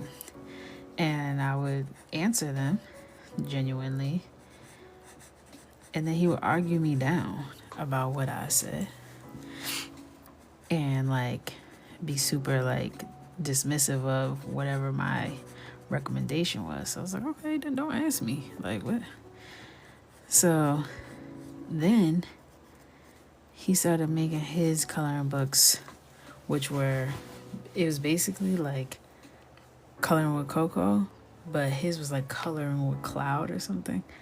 and it was like an exact replica of my concept, but he was drawing boys. So I was like, whatever, like I'm not pressed about it, don't care. But then he's getting mad because they're not selling.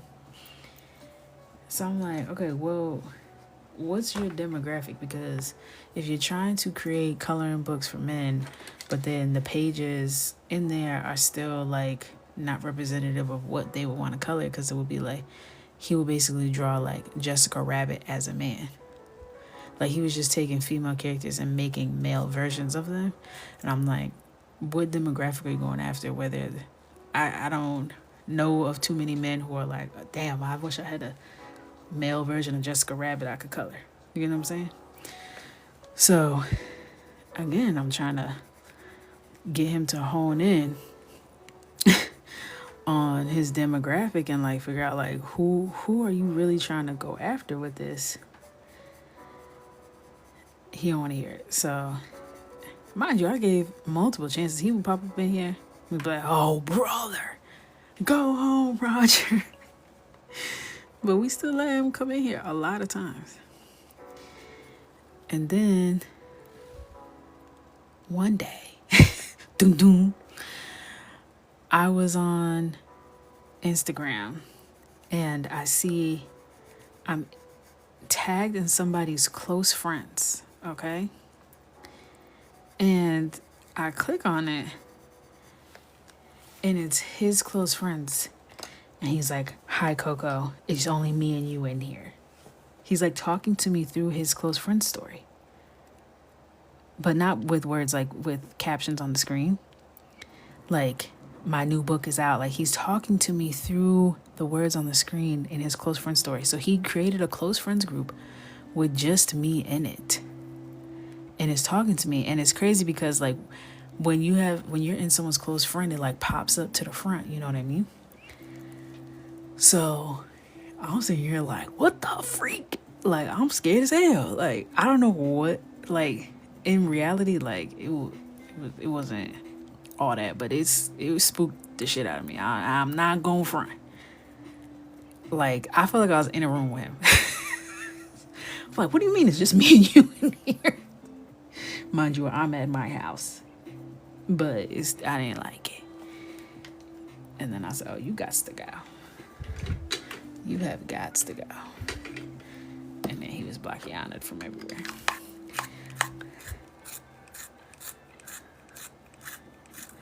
Like, what the freak?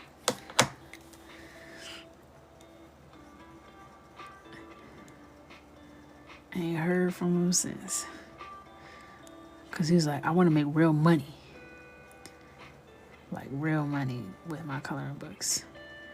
I'm like, well, me too. What the hell? I'm trying to tell you.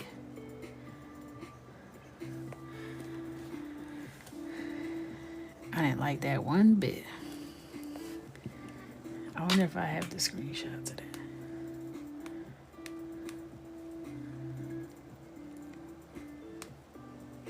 I think it was Cloud.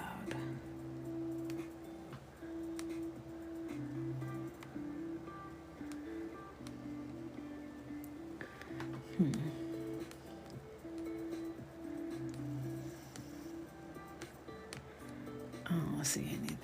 It's just showing me pictures of clouds. It's just showing me pictures of clouds. And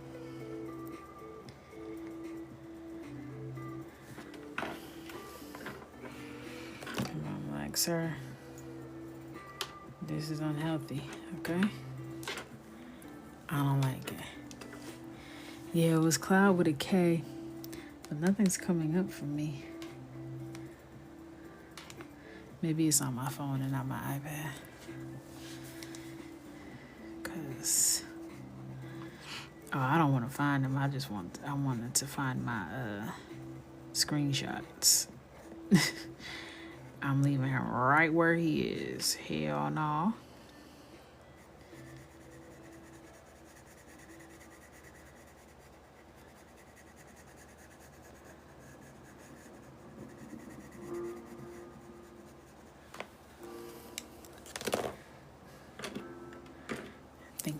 can't.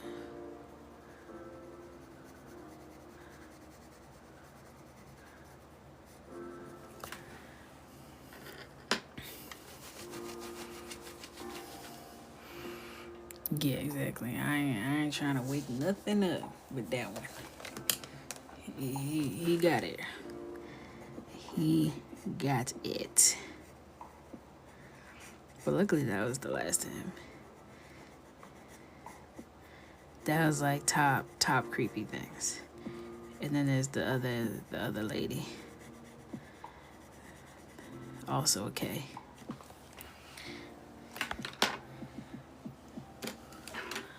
Who was trying to follow me everywhere.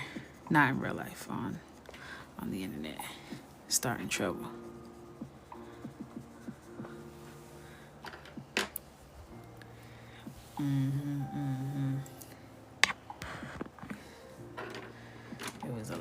It was a lot. And for people who are new now to come with Coco, and they're like, "Ooh, y'all strict in here." No, there's reason why we must have order.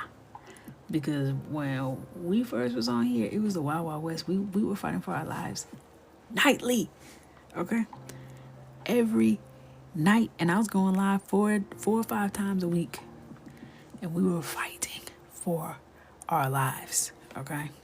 So when you come in here and you be on some weird, funny type stuff, and we be like, yeah, check that at the door.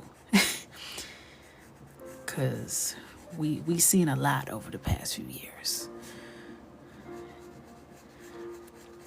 So we have very little tolerance for any inkling you about to be on some BS. It gets cleared up quick.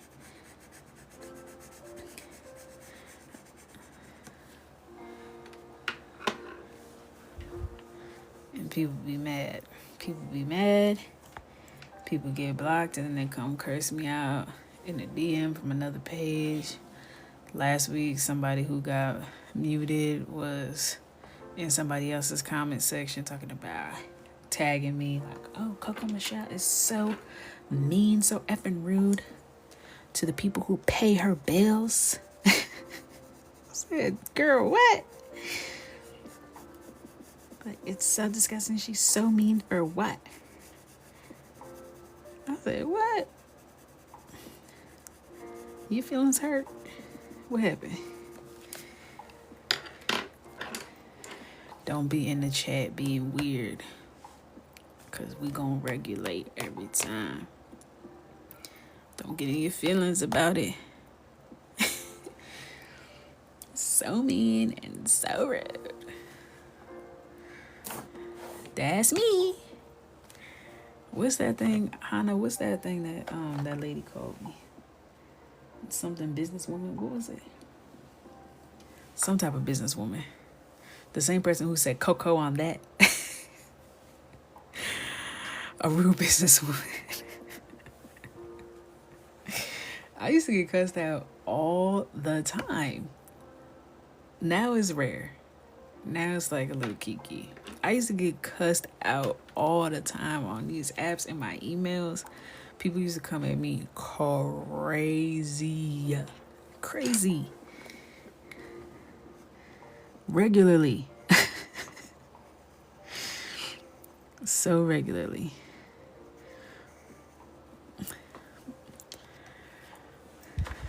The mods control the chat. I be missing the tea myself. I be like, I don't even know. I can't even tell you why you got blocked half the time.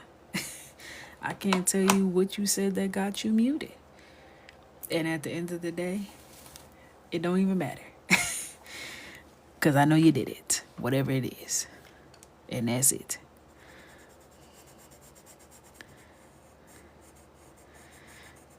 But I think it is like a trauma response, because even like, you know how I told y'all that one girl who has a stationery business who is getting eaten up by her customers because per her customers she was on some fraudulent behavior. And I'm seeing how she handled her customers and how she handled their money, mishandled their money, allegedly. And the complete just disregard of how that has impacted her customers' lives and all of that.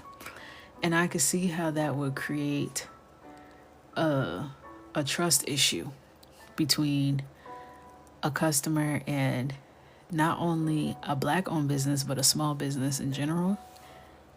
So I'm gonna try and just read those messages that I get when people are like, this is why I don't support black owned businesses, this is why I don't shop small, and they say all these nasty things.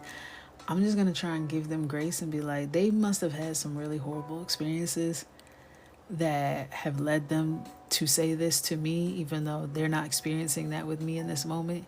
They're projecting some sort of past issue onto me, and I'm gonna give them grace because they haven't been extended that in their past from other business owners. So that's gonna be my new mentality, because I'm realizing that the heat that people are coming at me with is not really directed towards me, because I don't be deserving all of that. Like, half the time y'all really mad at USPS. But you come with the heat, and I'm just gonna take it for what it is and just continue to be gracious. Well, not continue to be, begin to be, because usually I'm not gracious in those moments. Usually I'm quick to give you your money back and get your IP address blocked and move on with my life. But yeah, I'm gonna start being gracious. Right, it's giving, is everything okay at home? And isn't.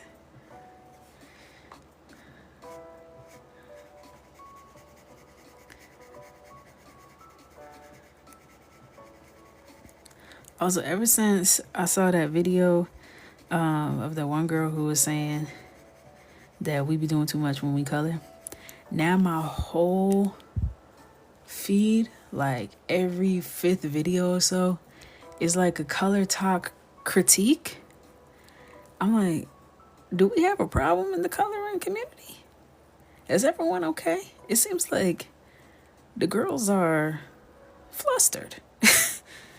I'm confused. It's like all these critiques about color talk is dying and no one engages on color talk and there's too much pressure and all these think pieces on coloring in the coloring community. And I'm perplexed. Where is this coming from? I thought we were having a great time.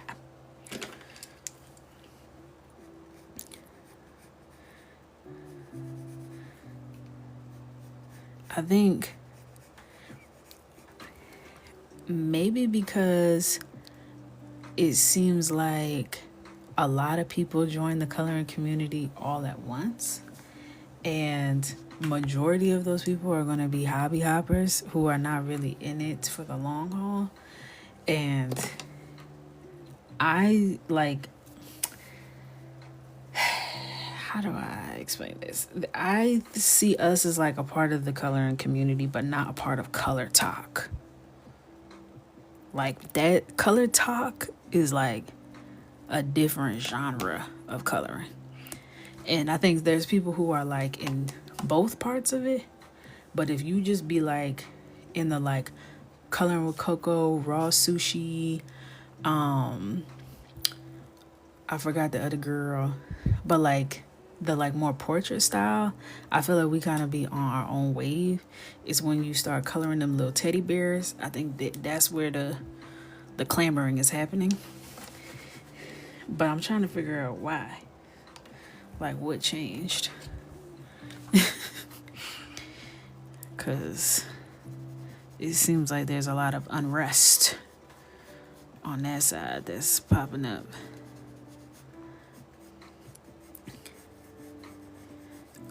And I keep hearing like the consumerism conversation and everything coming up. I'm like, yes, Josh creates, and then there's one more that I was thinking of, but I can't remember her name. It begins with a B.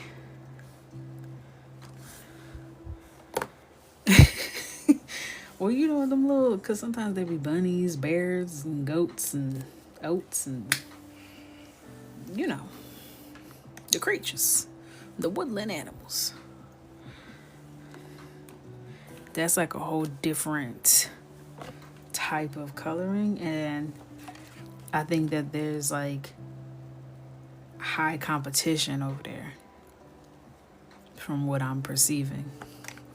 It feels like people are in this competitive space where they're trying to be the best at the coloring, also trying to get more engagement and build something, or I don't know. I don't know. That's what I'm trying to figure out. What's the problem, ladies? I want to know.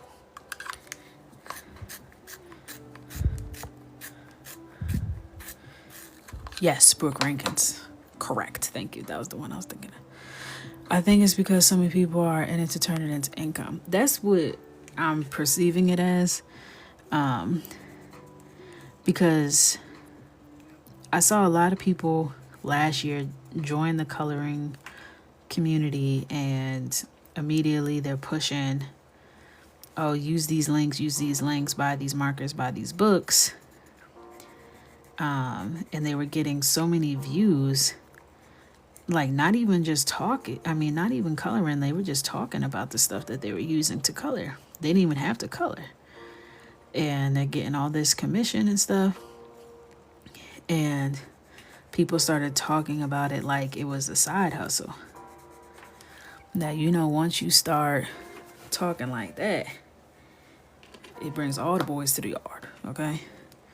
Once you start saying, hey, if you're a stay-at-home mom looking to like earn some extra cash, once you start saying stuff like that, the girls wake up. They're like, wake it up, wake it up, wake it up. Who has the cash? And then you got people who are genuinely into the hobby of coloring. Then you have people who are just here to make a couple dollars, ring it out for what it's worth, and move on to the next thing. I don't really know what goes on over there. It just feels so different over here. And like when I'm scrolling and stuff, like when I'm doing me on the app, I don't even really see a lot of coloring content like that. Like my algorithm is really like, I'm really on black girl TikTok for real. I'm not so much on coloring TikTok in terms of my FYP. So I don't even see a lot of it most of the time. So I'm out of the loop. So I feel like I'm getting all this information. My FYP was like, oh girl, you be coloring? Let me show you something. I'm like, what? The people are upset. The people are upset. I feel like as a content creator who focuses on coloring, but also creates coloring books, is like a whole different, it's different. It's just different. So I don't get fed the same kind of content. So it's interesting. It's interesting to see. It makes me sad that people are like stressing themselves out about it. I don't want to see that. I want people to like, people who genuinely like to color, I want that spark to stay alive. I want that creativity to stay alive. That's why I love the coloring club, because it's just people who genuinely like doing it and are being creative and expressing themselves. And there's people who are in the coloring club who don't even color for real, but enjoy being around it and observing other people and just enjoy the community itself. And it just feels like a safe space. So I felt like I was let out into the wild this week. I'm like, hello? I thought we all loved coloring. What's going on? I thought this was fun for us. But the girls are mad.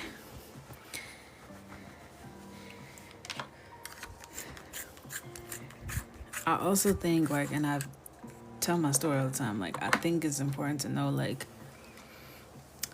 if you set out with the intention of coloring for the sake of creating income and content, I feel like you're going to have a tougher road ahead of yourself.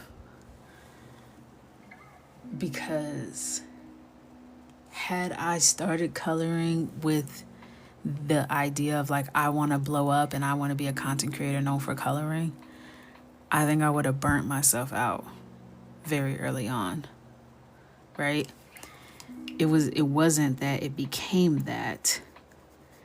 And I was doing it because I loved it and I was using it as an outlet, and I was genuinely coloring to cope with a lot of things. What it became was not ever what I had set out to do. It became that. When you set those kinds of intentions behind something, you change how you feel about it, which makes it harder for you to continue and to be consistent. It's really hard to do something for profit.